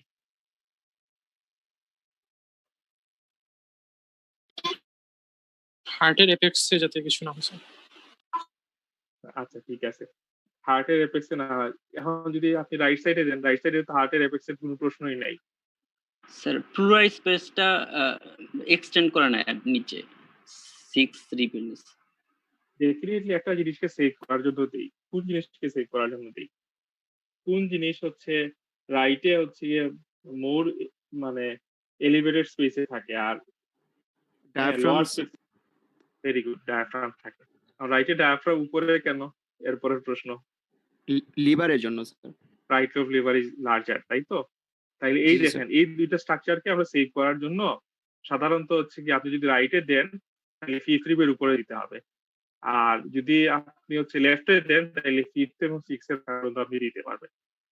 তাহলে সেভ করতে চাই কিন্তু আমরা ডায়াফ্রাম। কেন? এটা প্রিন্সিপাল মাসেল অফ রেসপিরেশন, তাই না? ডায়াফ্রাম pharynx ইনজুরি করা injury। যাবে না। হ্যাঁ ঠিক আছে, ডায়াফ্রাম ইনজুরি করা যাবে না, তারপর হচ্ছে কি লিভার ইনজুরি করা যাবে না। এই দুইটাকে সেভ করতে চাই, এটা হচ্ছে লোয়ার মার্জিনের ইম্পর্টেন্স। আর এই অ্যান্টেরিয়র মিড এক্সিলারি লাইনের ইম্পর্টেন্স কি? এই স্পেস কেন? মনে করেন আমরা পিছন দিকে দিতে পারতাম, সামনের দিকেও দিতে পারতাম, না দিয়ে এই স্পেসে কেন? এই যে অ্যান্টেরিয়র এক্সিলারি লাইন আর মিড এক্সিলারি লাইন দুইটা মাসল দিয়ে ইয়ে হয়, তাই না?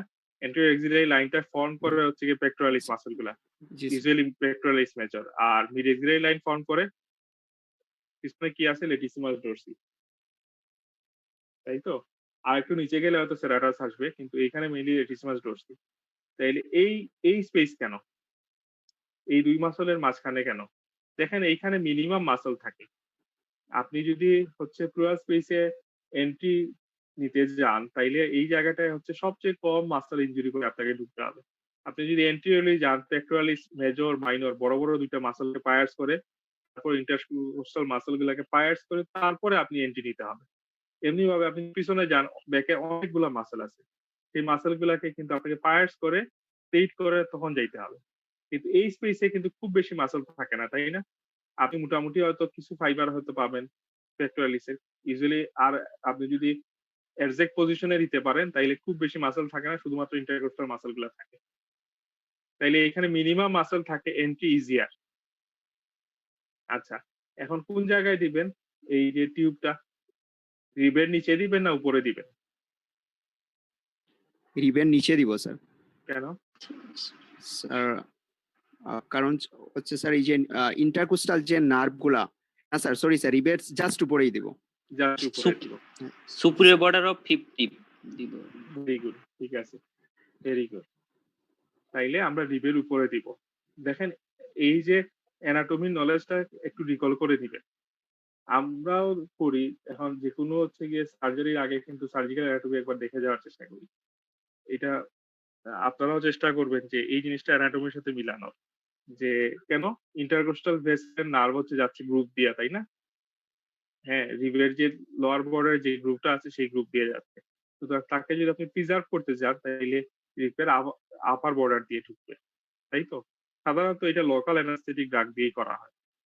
হ্যাঁ, আমাদের এখানে জেনারেল অ্যানেস্থেসিয়া দেওয়া হয় না বা রিজিওনাল অ্যানেস্থেসিয়া দেওয়া হয় না, জাস্ট এখানে আমরা লোকালি ইনফিলট্রেট করি তারপরে দিই। আচ্ছা, তাইলে এই যে আমরা জানলাম যে কোন স্পেসে দিই, ঠিক আছে? সাইড জানলাম যে ট্রায়াঙ্গেল অফ সেফটির বাউন্ডারি কি, ইম্পর্টেন্স কি। ইম্পর্টেন্স আসলে বলার এখানে সুযোগ নেই, পরীক্ষায় হয়তো দু একটা কথা জিজ্ঞেস করতে পারে। আচ্ছা, কখন খুলবো টেস্ট টিউব? কখন খুলবো?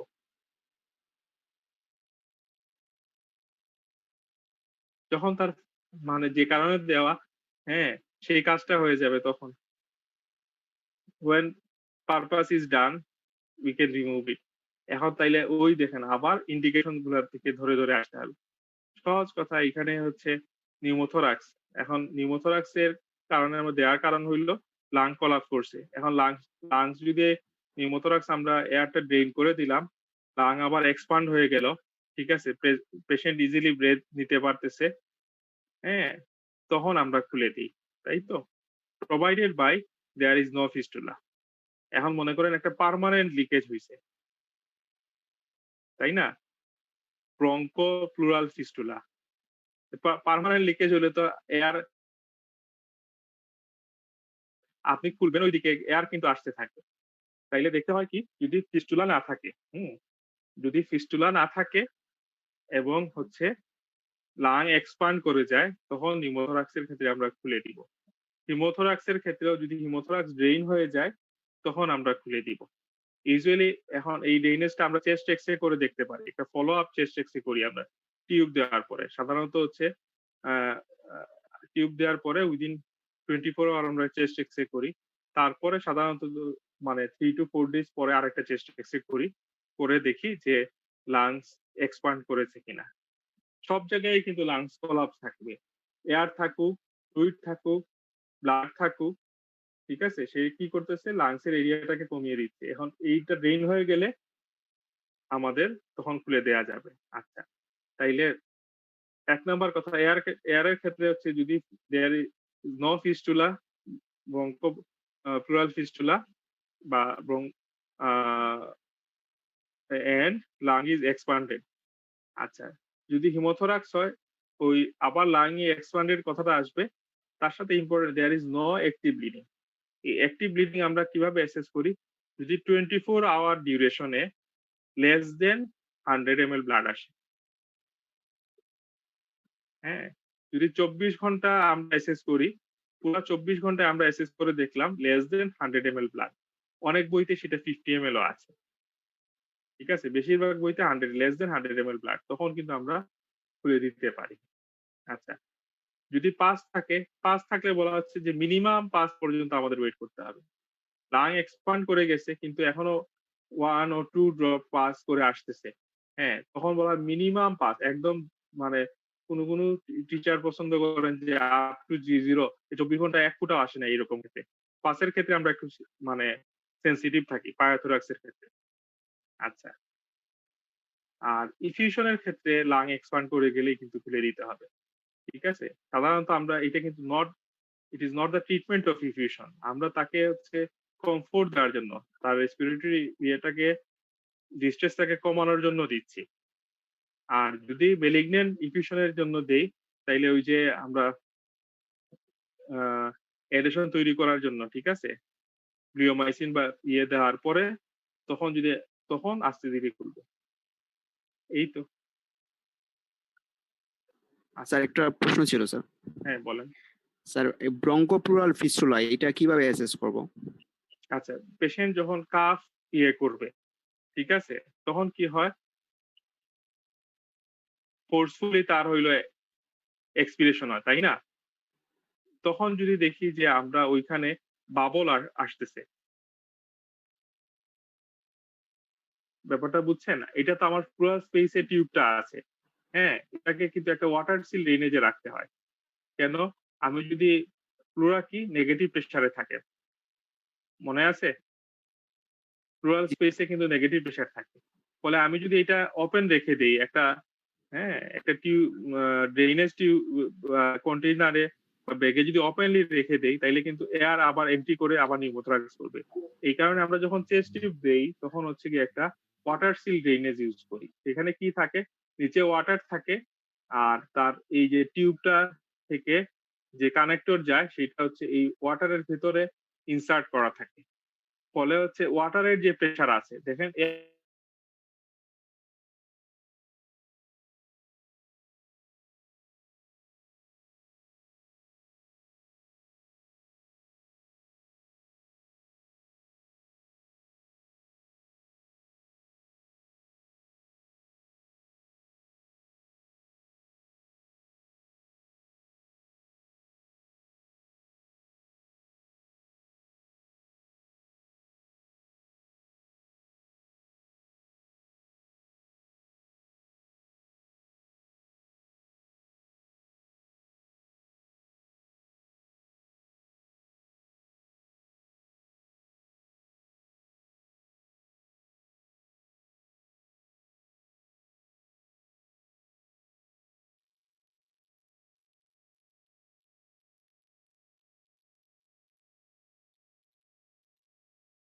Slide visible? Yes, sir. ঠিক আছে, এখন তাই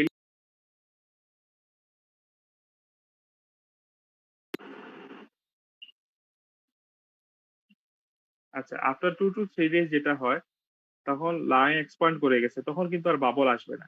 তখন যদি পেশেন্ট একটা কাফ ইনডিউস করি যে আপনি একটা কাশি দেন, তখন দেখা গেল ফোর্সফুলি একটা বাবল আসলো।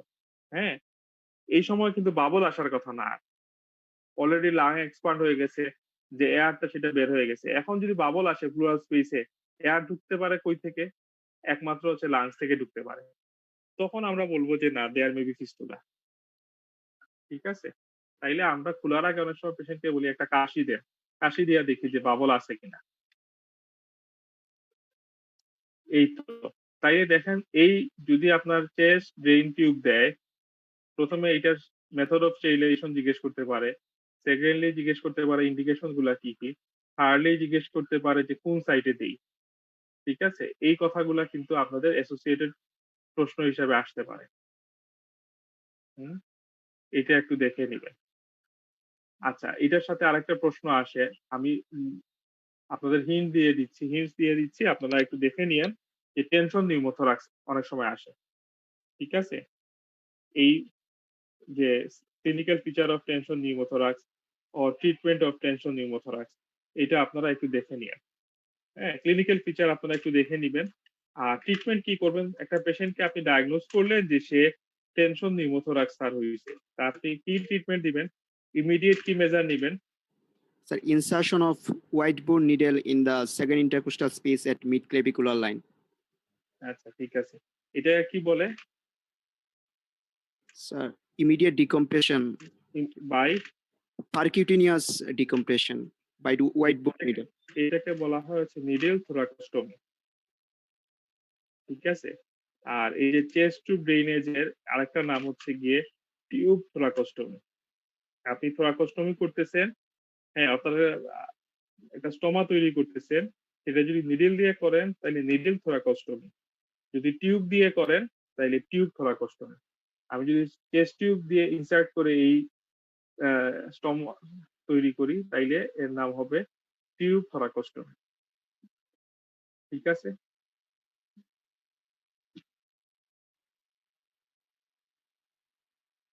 ওকে, দিস ওয়ান একজন আইডেন্টিফাই করেন তো।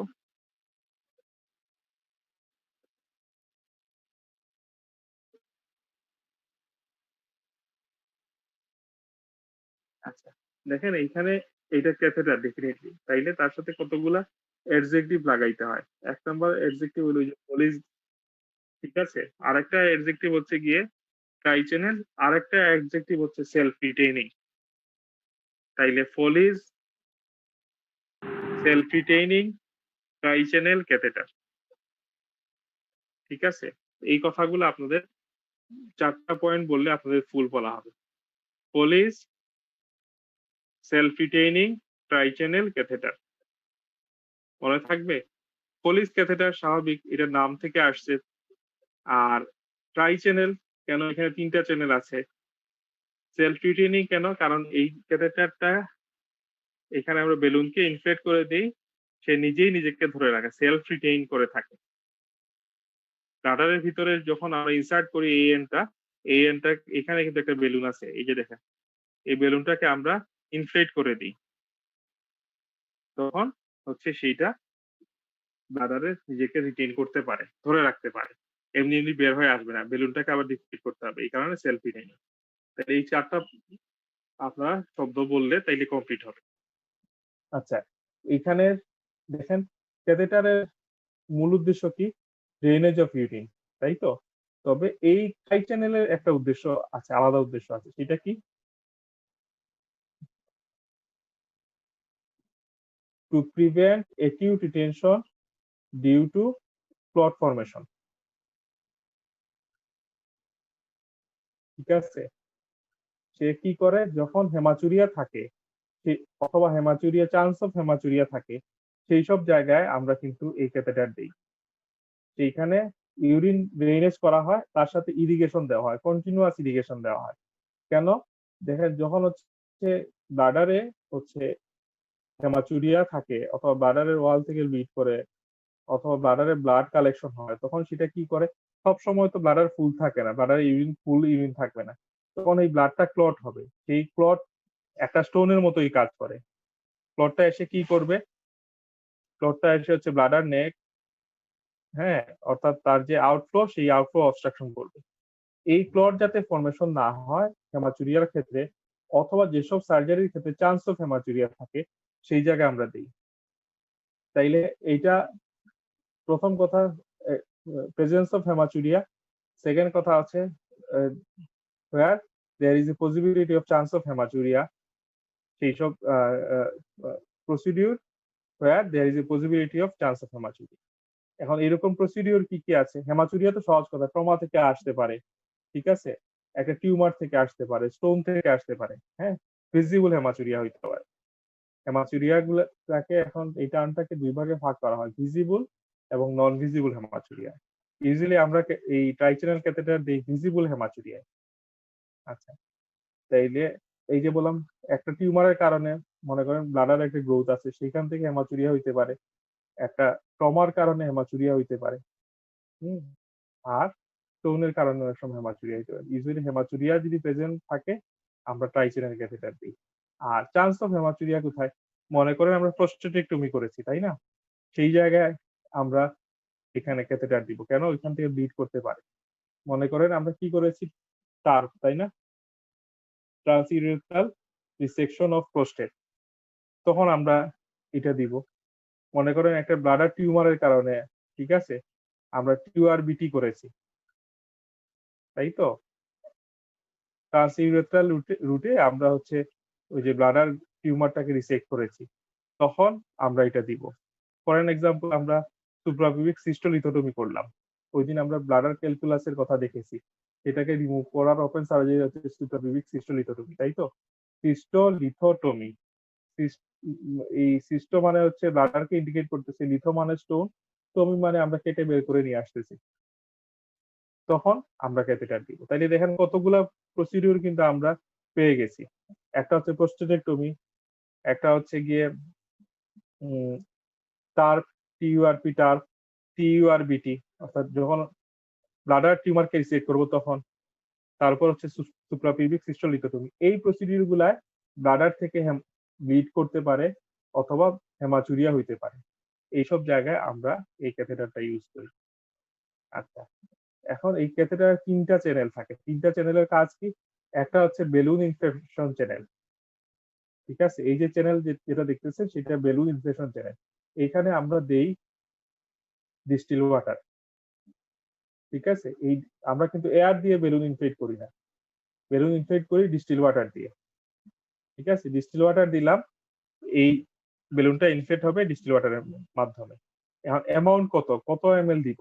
সাধারণত এই এমএলটা, এই যে দেখেন এখানে একটা বাল্ব আছে, ডিস্টিল ওয়াটার দিলে তো বের হয়ে যাওয়ার কথা না, এখানে একটা বাল্ব দেওয়া আছে। সিরিঞ্জকে যদি আপনি অ্যাসেম্বল না করেন এটার সাথে, তাইলে ডিস্টিল ওয়াটারটা এই বাল্বটা ধরে রাখবে।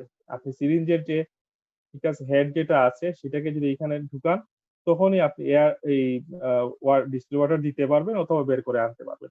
যদি এটা এমনি নর্মালি খোলা থাকে তাহলে এই বাল্বটা অ্যাক্টিভ থাকে, তখন কিন্তু আর ডিস্টিল ওয়াটার ভিতর থেকে বের হয়ে আসতে পারবে না।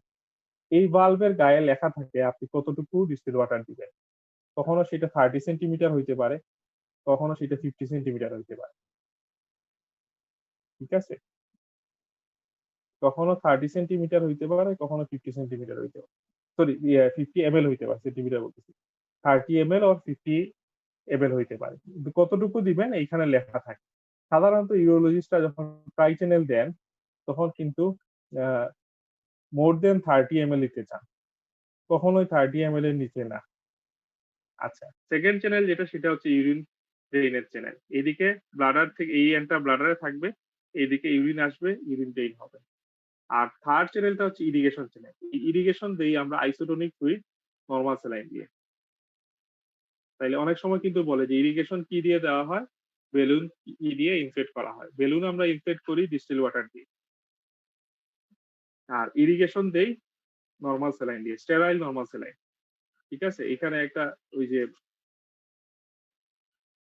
ইনফিউশন ডিস্টিল ওয়াটারের ব্যাগ ঝুলিয়ে দেওয়া হলো, এখানে একটা ইনফিউশন টিউব দিয়ে এই জায়গার সাথে অ্যাটাচ করে দেওয়া হয়, আর ব্যাগটা হয়তো উপরে এলিভেটেড অবস্থায় রাখা হয়, ফলে গ্রেভিটির কারণে, ঠিক আছে, গ্রেভিটির কারণে যে প্রেশারটা থাকে এটা দিয়ে সে কন্টিনিউয়াস হচ্ছে ব্লাডারে যেতে থাকে এবং ইউরিন এবং সেই ডিস্টিল ওয়াটার সহ এইখান থেকে বের হয়ে আসে।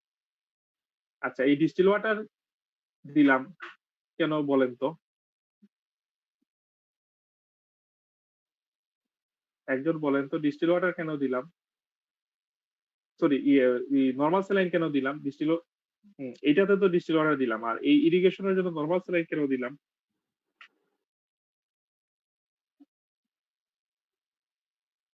অনুপম আছেন? জি স্যার। বলেন। স্যার থার্ড সিনড্রোম একটা আছে স্যার, ওইটা যদি ডেভেলপ না করার জন্য। শুনেন, আইসোটোনিক ফ্লুইড দেই, হ্যাঁ, কেন? আইসোটোনিক ফ্লুইড দিলে সে আর অ্যাবজর্ব হবে না, খুব বেশি অ্যাবজর্ব হবে না, জি স্যার ওইটাই। ঠিক আছে। কিন্তু যদি আমি মানে কি দেই, হাইপোটোনিক দেই, তাহলে কি করবে? এটা স্যার অ্যাবজর্পশন হয়ে স্যার মানে পরে ওয়াটার ইনটক্সিকেশন ডেভেলপ করতে পারে। ঠিক আছে, এই কারণে আমরা ইরিগেশনটা দেই। কেন? আপনার কখন হেমাচুরিয়া হইতে পারে এই যে সার্জারির ক্ষেত্রে, তাইলে তারও ব্রিচ অফ এপিথেলিয়াম আছে, হ্যাঁ, তার মানে তার এপিথেলিয়াম ওপেন, সেখানে ক্যাপিলারি গুলা ওপেন, কন্টিনিউয়াস আপনার সে এইখানে কিন্তু ওয়াটার গুলা সে অ্যাবজর্ব করতে পারবে যদি সেটা হয় হাইপোটোনিক হয়। আর হাইপারটোনিক হইলে তো সে নিজেই বের করে নিয়ে আসবে ওয়াটার, ভিতর থেকে ব্লাড বের করে নিয়ে আসবে। এই কারণে আমরা এখানে আইসোটোনিক দিই, এবং আইসোটোনিক ইউজুয়ালি সবচেয়ে এভেইলেবল আইসোটোনিক হচ্ছে গিয়ে নরমাল স্যালাইন। ঠিক আছে, মনে থাকবে? জি স্যার। আচ্ছা, তাইলে এইটার ইন্ডিকেশন গুলো আসতে পারে। আর ওই যে এটার সাথে একটা অ্যাসোসিয়েটেড কোয়েশ্চন থাকে যে ক্লট রিট্রাকশন আমরা কিভাবে করি। ফর এন এক্সাম্পল, যে আপনি এত ইরিগেশন দিলেন, তারপরও একটা ক্লট ফর্মেশন হয়ে গেল, হ্যাঁ, হাউ ক্যান উই ট্রিট বা ডু ক্লট রিট্রাকশন? আগে পরীক্ষায় থাকতো, এখন আপনাদের ওই জিনিসটা নাই। বাই টমি সিরিঞ্জ, হ্যাঁ, একটা লার্জার সিরিঞ্জ থাকে, বুঝছেন, 50 to 100 ml, এখানে ডিস্টিল ওয়াটার নেওয়া যায়। এটা যদি আমরা ইউরিন চ্যানেল দিয়ে দেই, তাইলে এই জায়গায় কি হয়, অনেক সময় কিন্তু এই চ্যানেল গুলো বন্ধ হয়ে যেতে পারে ক্লটের কারণে। হ্যাঁ, এটা ছোট তো, ইউরেথ্রা তো অনেক বড়, কিন্তু এখানে দেখেন যে হোল গুলা আছে বা আই গুলা আছে, সেগুলা কিন্তু স্মলার ডায়ামিটারের, এইগুলা অল্প ব্লাড হইলে বন্ধ হয়ে যেতে পারে। তাইলে অনেক সময় আছে এটাকে টমি সিরিঞ্জ দিয়ে ইউরিন চ্যানেল ইরিগেশন দিতে হবে। টমি সিরিঞ্জের ছবিটা আমি চেষ্টা করবো নেক্সট ইয়েতে দেখানোর, আমাদের ওসপির ব্যাংকে নাই। আগে এই প্রশ্নটা ইনভেরিয়েবলি স্যাররা করতেন, কিন্তু এখন কিন্তু অতটুকু আর অত বেশি জিজ্ঞেস করা হয় না। কিন্তু এই টার্মটা ক্লট রিট্রাকশন, এই টার্মটা আপনারা একটু দেখে নেবেন বই থেকে। আপনাদের ইউরোলজিতে যখন ক্লাস হচ্ছে তখন কিন্তু এই কথাগুলো একটু হইলেও বলার কথা। ওকে, আমরা নেক্সট ইয়েতে যাই। এটা কি?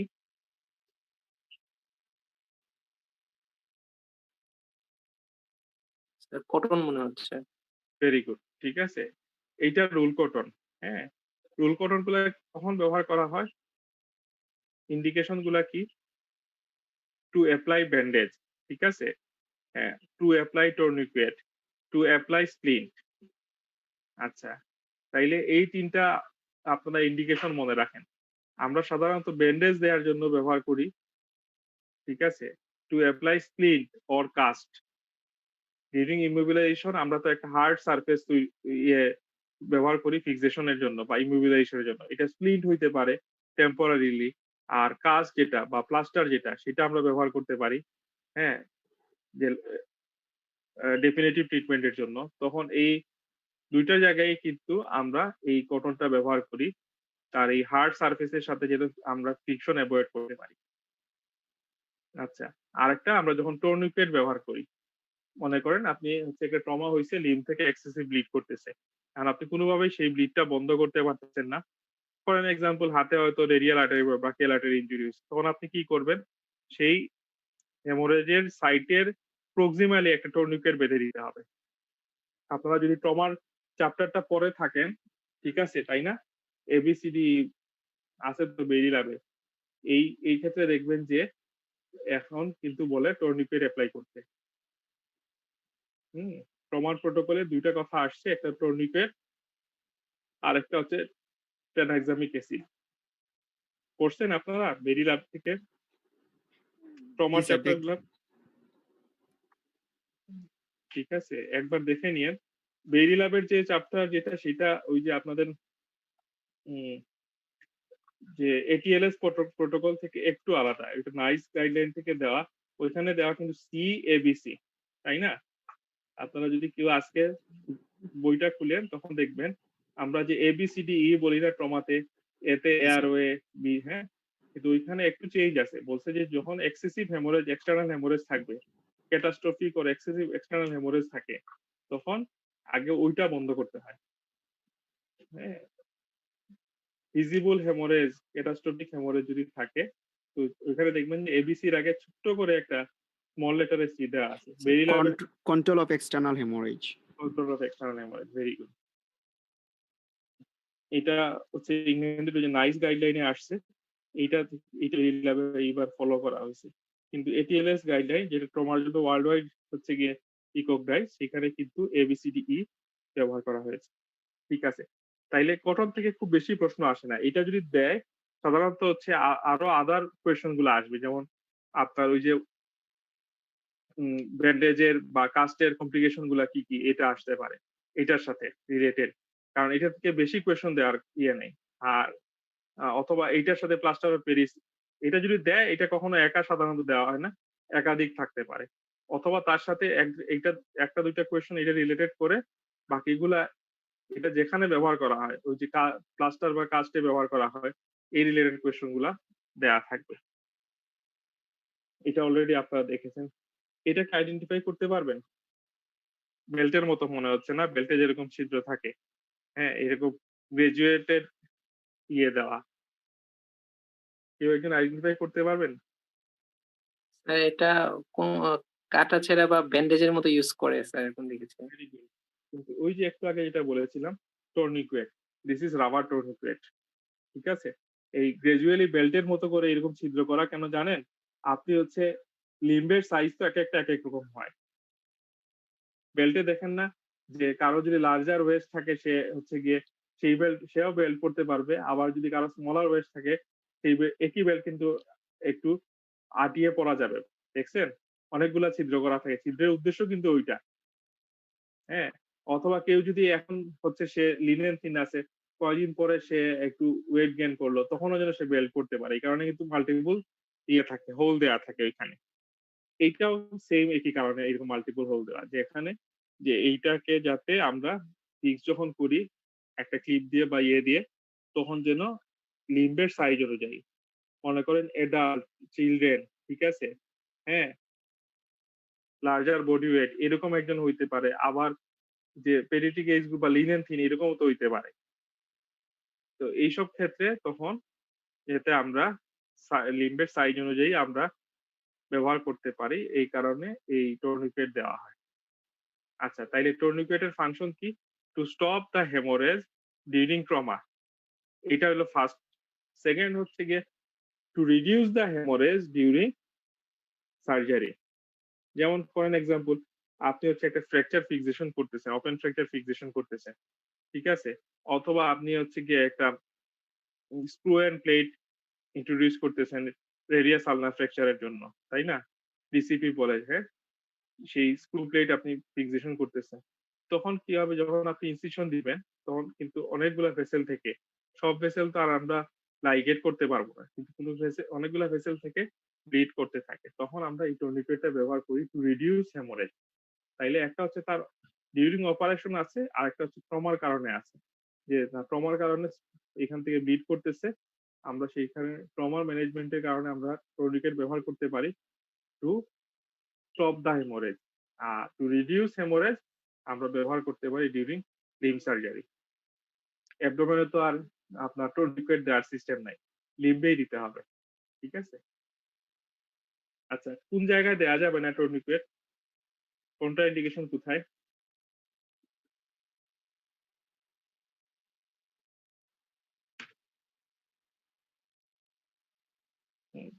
ইলংগেটেড স্ট্রাকচারে দেওয়ার কথা না, শুধুমাত্র লিম্বে না, কিন্তু ইলংগেটেড স্ট্রাকচারে কোনো কোনো জায়গায় টর্নিকেট দিতে না করা হয়েছে। কোন জায়গায়?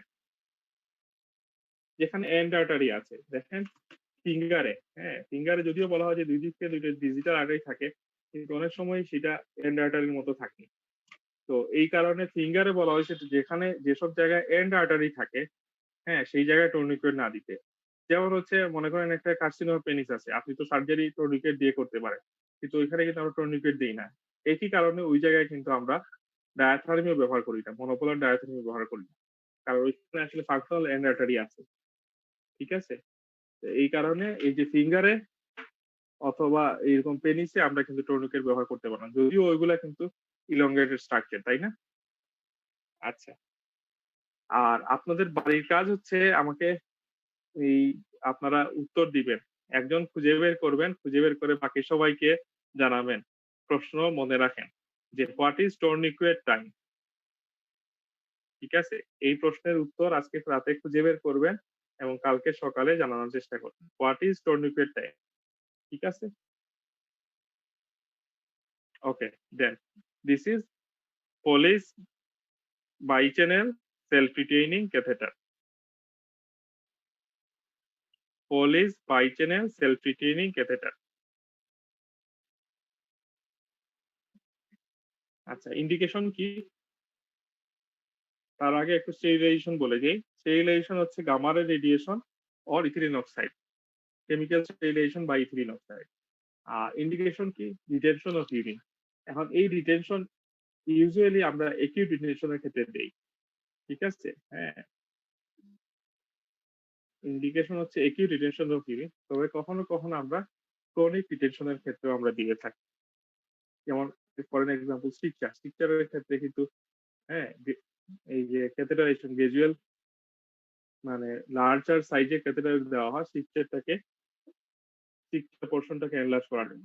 তাহলে আপনারা মনে রাখেন যে acute and chronic retention of urine. আচ্ছা, এই ক্ষেত্রে এখানে চ্যানেল দুইটা, তাই না? বাই চ্যানেল আমরা বলছি, অর্থাৎ একটা আছে বেলুন ইনফ্লেশন চ্যানেল আর একটা ইউরিন ড্রেইনের চ্যানেল। ঠিক আছে,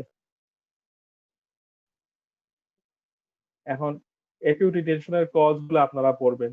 ঠিক আছে, মেইলের ক্ষেত্রে কজ, ফিমেলের ক্ষেত্রে কজ। ফিমেলের ক্ষেত্রে একটা কজ বলেন তো, গাড়িতে তো আপনাদের ক্লাস হয়েছে না, তাই না? একেবারে ভেরি গুড, এটা সারা শুনতে চায়। হ্যাঁ ঠিক আছে, একটা জিনিস তো হইলো গিয়া যে কোনো একটা স্টোনের কারণে হইতে পারে, ট্রমার কারণে হইতে পারে, তাই না? মনে করেন রাপচার ইউরেট, হ্যাঁ রাপচার ইউরেটটা হয়ে গেছে ইনজুরি থেকে, তাইলে তো অ্যাকিউট রিটেনশন হবে, ট্রমার কারণে হইতে পারে। ঠিক আছে, আর স্টোন মনে করেন ব্লাডার স্টোন ছিল, ওই যে আমরা ব্লাডার নেক অবস্ট্রাকশন হয়েছে, সেটা হইতে পারে। বিপিএইচ এর কারণে হইতে পারে, বিপিএইচ এর একটা লেট কমপ্লিকেশন হচ্ছে বিনাইন প্রোস্টেটিক হাইপারপ্লাসিয়া বলেন বা বিপিই বলেন, এনলার্জমেন্ট বলেন। ঠিক আছে, হাইপারপ্লাসিয়া থেকে এখন এনলার্জমেন্ট টার্মটা হচ্ছে গিয়ে বেশি ইয়ে করা হয়, হ্যাঁ বিনাইন এনলার্জমেন্ট ও প্রোস্টেট বলা হয় বেশি। কেন? হাইপারপ্লাসিয়া বলতে গেলে তো আসলে হিস্টোপ্যাথোলজিক্যাল ডায়াগনোসিস করতে হবে। তো যখন বিপি থাকে তখনও হইতে পারে একটা late complication of BP is acute retention of urine. আচ্ছা, আর কখনো কখনো আমরা এই যে ট্রমার কারণে সুপ্রাপিউবিক ওয়েতেও দিতে পারি, কিন্তু সেইটারও কিন্তু মূল কজ হচ্ছে গিয়ে retention of urine, to prevent retention of urine. তাইলে রিটেনশনের কজ গুলো আপনারা পড়বেন মেইলের ক্ষেত্রে, ফিমেলের ক্ষেত্রে, অথবা আপনার সিরিয়ালি 4-5টা আপনারা মনে রাখবেন। তবে ফাইবার ক্ষেত্রে কিন্তু এটা অনেক সময় জিজ্ঞেস করে, এটা ইনফ্রিকুয়েন্টলি মানে হইলেও জিজ্ঞেস করা হয়, অত ফ্রিকুয়েন্ট না হইলেও কিন্তু একজন দুজন জিজ্ঞেস করা হয় যে আপনার ফিমেলের ক্ষেত্রে রিটেনশনের কজ কি, চিলড্রেনের ক্ষেত্রে রিটেনশনের কজ কি, এইটা একটু দেখে রাখবেন। আচ্ছা, এরপরে যাই, এটাকে আইডেন্টিফাই করেন তো একজন, মেডিসিনের হসপিটালে থাকার কথা। নেসোগ্যাস্ট্রিক টিউবস। নেসোগ্যাস্ট্রিক টিউব, ঠিক আছে। আচ্ছা, এইখানে দেখেন কতগুলা পয়েন্ট দিয়ে মার্ক করা আছে, হ্যাঁ ঠিক আছে। এখানে দেখেন 1 লেখা আছে, 2 লেখা আছে, 3 লেখা আছে। এই 1 ইন্ডিকেট করে, হ্যাঁ কখনো এটাকে বলা হয় যে 35 ঠিক আছে, 35 or 30 সেন্টিমিটার, 35 সেন্টিমিটার। এরপরে হচ্ছে গিয়ে আপনার হলো 45, এরপরে হলো 55। ঠিক আছে, এইটা খালি মনে রাখেন। এই ফার্স্ট ইয়েটা ইউজুয়ালি ইন্ডিকেট করে অ্যাডাল্টের ক্ষেত্রে, হ্যাঁ, সব পেশেন্টের সমান কিন্তু লেন্থ হবে না ইসোফেগাসে। এটা ইন্ডিকেট করা হয় যে অ্যাডাল্ট জিআইটির ক্ষেত্রে, এলিমেন্টারি ট্র্যাক্টের ক্ষেত্রে, এটা হচ্ছে গিয়ে আপনার ইসোফেজিয়াল এন্ড অফ স্টমাক। ঠিক আছে, হ্যাঁ, এটা হলো বডি অফ দ্য স্টমাক, আর এটা হচ্ছে pyloric part of the stomach. অর্থাৎ এইটুকু লেন্থ যদি চিন্তা করেন, তাই এটা হচ্ছে গিয়ে অ্যাডাল্ট স্টমাকের লেন্থ, একটা এন্ড থেকে আরেকটা এন্ড কোন জায়গাটায় আছে এটা বোঝার জন্য। কিন্তু আমরা আসলে এইটার উপর বেশি ডিপেন্ড করি না। ডিপেন্ড করি না কেন বলি, কারণ সবার ক্ষেত্রে ইসোফেগাসের লেন্থ, যেমন আপনি হচ্ছে একটা 12 বছরের বাচ্চাকে দিলেন, আবার একজন হচ্ছে গিয়ে 28 বছরের একজন অ্যাডাল্ট পার্সনকে দিলেন, সব জায়গায় তার তো লেন্থ সমান না হইতে পারে। এই কারণে এইটার উপর আমরা খুব বেশি ডিপেন্ড করি না। আমি ছবিটা দেখাবো কেমনে আমরা মেজার করি, এই ছবি, এই একটা প্রসিডিউর আমি দেখাবো আজকে। আচ্ছা, তাহলে নেজোগ্যাস্ট্রিক টিউব, এইটা নেজোগ্যাস্ট্রিক টিউবের স্টেরিলাইজেশন কিভাবে করা হয়, এটা কিন্তু স্টেরাইল ফর্মে থাকে, সাধারণত কেমিক্যাল স্টেরিলাইজেশন বা ইথিলিন অক্সাইড। ঠিক আছে, এই ইয়েতেই করা হয়। ইন্ডিকেশন কি?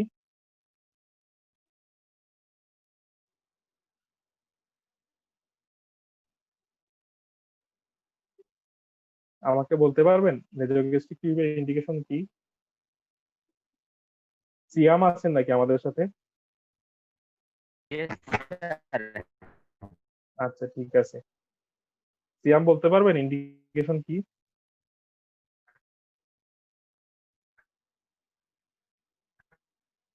সিয়াম শুনতে পাই না যে।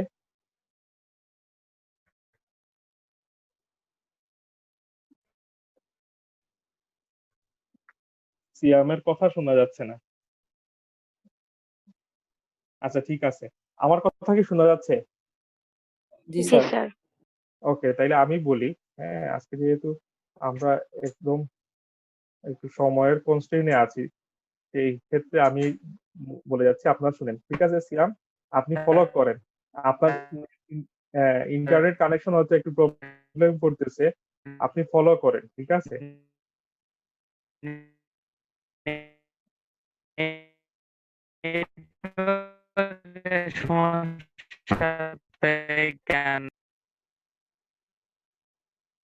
ওকে।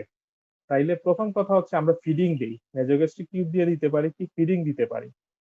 হ্যাঁ,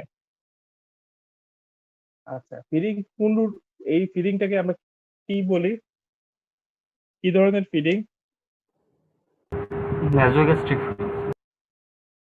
নেজোগ্যাস্ট্রিক ফিডিং, ভেরি গুড। কিন্তু হ্যাঁ, আমরা যদি ফিডিংটাকে ভাগ করি, তাইলে দেখবো যে এন্টেরাল ফিডিং আছে, পারেন্টেরাল ফিডিং আছে।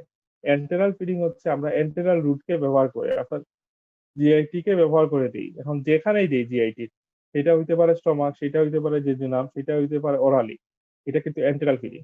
আর আমরা যদি হচ্ছে গিয়ে পারেন্টেরাল দেই, তাইলে আমরা হচ্ছে গিয়ে আদার দেন জিআইটি, সেটা হইতে পারে পেরিফেরাল ভেইন দিয়ে অথবা সেন্ট্রাল ভেইন দিয়ে আমরা দিতে পারি।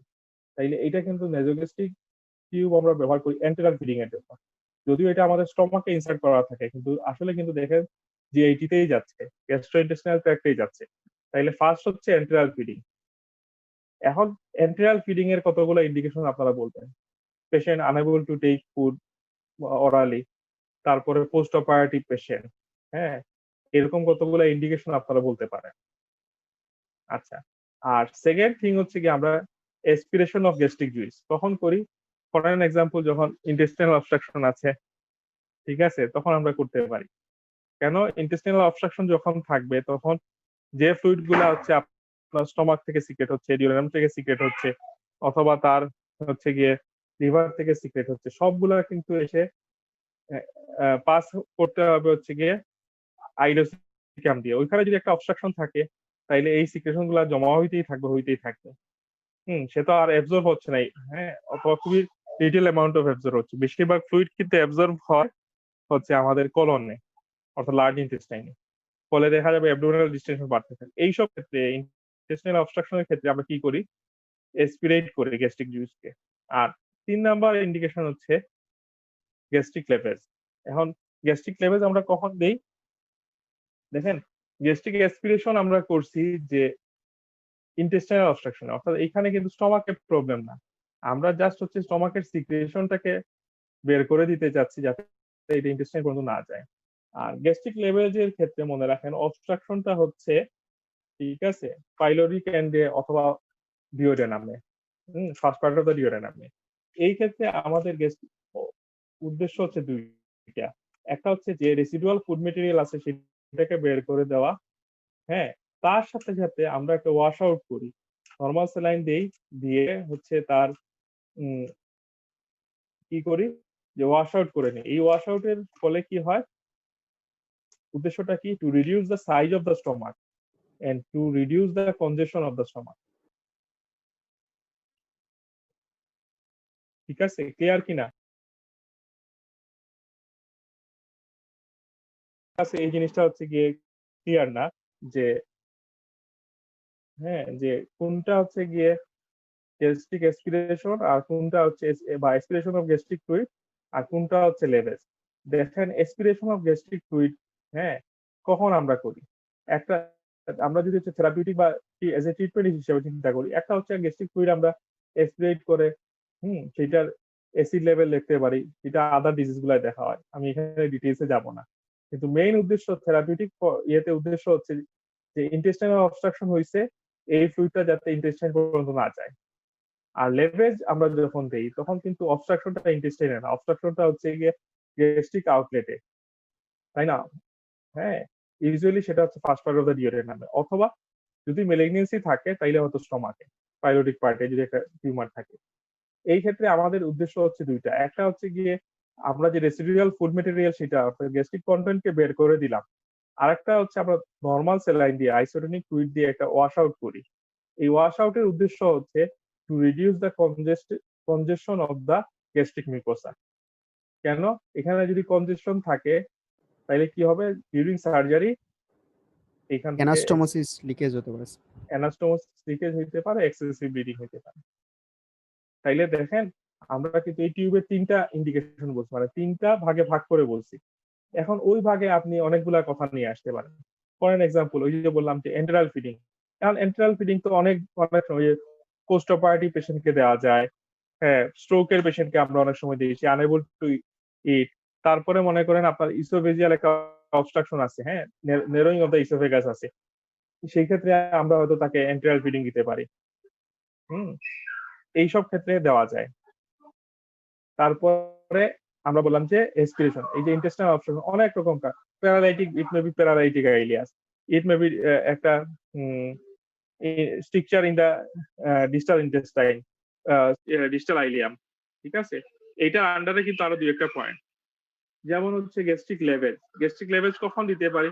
মনে করেন পাইলোরিক স্টেনোসিসের ক্ষেত্রে আমরা দিতে পারি, যদিও পাইলোরিক স্টেনোসিসটা পাইলোরাসে না, কিন্তু স্টেনোসিসটা হচ্ছে আপনার ফার্স্ট পার্ট অফ দ্য ডিওডেনামে। ঠিক আছে, আর আরেকটা ক্ষেত্রে দিতে পারি, ফর এন এক্সাম্পল যে একটা টিউমার আছে আপনার, হ্যাঁ, পাইলোরাসে একটা টিউমার আছে, তখন আমরা এটা কিন্তু অবস্ট্রাকশনটা স্টমাকে, সেই ক্ষেত্রেও কিন্তু আমরা গ্যাস্ট্রিক লেভেজ দিতে পারি। কখন দেই? সাধারণত হচ্ছে বিফোর 5 days বিফোর অপারেশন, অপারেশনের 5 দিন আগে দেই।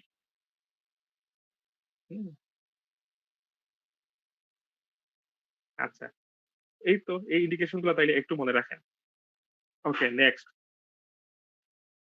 আমার মনে হয় যে আজকে ক্লাস বেশ লম্বা হইতেছে না, এটা এখানে আমরা শেষ করব। হ্যাঁ, এই টিউবে আমরা শেষ করব। পরের জিনিসগুলো একটু ছবি দেখে রাখেন, একটু ছবি দেখে রাখেন। আমরা নেক্সট যে লাস্ট যে ক্লাসটা আছে সেখানে হয়তো 3-4টা বাকি থাকবে, সেই 3-4টা নিয়ে একটু ডিসকাশন করবো। ইম্পর্টেন্ট জিনিসগুলো কিন্তু আমাদের বলা হয়ে গেছে, অ্যাপ্লায়েন্স গুলো বলা হয়ে গেছে। দু একটা জিনিস বাকি আছে, যেমন প্লাস্টার অফ প্যারিস বাকি আছে, সেটা আমরা নেক্সট ক্লাসে বলবো। আমি এখন বাকিগুলোর নামগুলো আপনাকে একটু বলে যাই। ঠিক আছে, আপনারা নামগুলো একটু জেনে রাখেন। যেমন এটা হচ্ছে এন্ডোট্রাকিয়াল টিউব। ঠিক আছে, আপনারা আইডেন্টিফিকেশন পয়েন্ট গুলা মনে রাখেন, যে এখানে কি আছে, একটা টিউব আছে, এখানে একটা কানেক্টর আছে, এইখানে একটা বেলুন আছে, আর এই জায়গায় হচ্ছে একটা বাল্ব উইথ বেলুন আছে, ঠিক আছে? এটাকে বলা হয় যে বেলুন ইনফ্লেশন বাল্ব। ওই বেলুনটাকে ফোলানোর জন্য এখানে একটা বাল্ব তার সাথে একটা বেলুন আছে। তাইলে এটা হচ্ছে endotracheal tube. This one is transfusion set, ঠিক আছে? খালি একটা পয়েন্ট মনে রাখেন, ট্রান্সফিউশন সেটে ডাবল চেম্বার থাকে, ঠিক আছে? এই জায়গায় ডাবল চেম্বার থাকে, এখানে একটা মেমব্রেন থাকে। ট্রান্সফিউশন সেট ডিটেইলস আমরা পরে ডিসকাস করবো, অসুবিধা নাই। আচ্ছা, এটা হচ্ছে ইনফিউশন সেট, ঠিক আছে? ইনফিউশন সেট এটা হচ্ছে রোল গজ। This one is crepe bandage, CREPE, crepe bandage. এটা একটু লিখে রাখেন কারণ বানানটা ভুল হয়, ঠিক আছে? CREPE, crepe bandage. This is roll cotton. আমরা ওই যে প্রথমে যে কটন দেখেছিলাম প্যাকেটের ভিতরে, এটা প্যাকেটটা খুলে দেখানো হয়েছে roll cotton. This is drain tube. কেমনে চিনা যায়? দেখেন এখানে কোনো, ঠিক আছে, স্টপার নাই। আপনি যখন এনজি টিউবে আমরা দেখি সেখানে কিন্তু স্টপার থাকে, দেখেন এখানে একটা স্টপার আছে, কিন্তু এখানে কিন্তু কোনো নো স্টপার। যখন কোনো স্টপার থাকে না তখন এটা হচ্ছে, এই দেখেন এখানে রেড এন্ডে কিন্তু কোনো স্টপার নাই, এটাকে বলা হয় ড্রেইন টিউব। আচ্ছা, আর আরেকটা ইয়ে হচ্ছে এখানে মাল্টিপল আইজ আছে। আমরা এগুলোকে হোল বলি, অনেক সময় এগুলোকে আইজ বলা হয়, ঠিক আছে? এখানে দেখেন মাল্টিপল আইজ আছে। Okay, this is plaster of Paris bandage বা ব্যান্ড। যখন ব্যান্ডেজ দেই তখন তো সেটাকে ব্যান্ডেজই বলা হয়। এটাকে যখন ব্যান্ডেজ দেওয়ার আগে অনেক সময় আমরা এটাকে প্লাস্টার অফ প্যারিস ব্যান্ড বলি। প্লাস্টার অফ প্যারিস কি কাজে লাগে?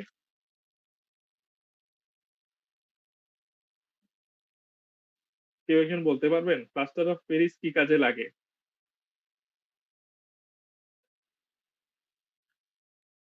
আপনাদের মাঝে আর্টিস্ট নাই কেউ? অর্থোপেডিক্সে লাগে না, আর্টের একটা ব্রাঞ্চে লাগে। কোন ব্রাঞ্চে লাগে বলেন? অনেক বিখ্যাত বিখ্যাত আর্টিস্ট প্লাস্টার অফ প্যারিস ব্যবহার করছেন। কোথায়?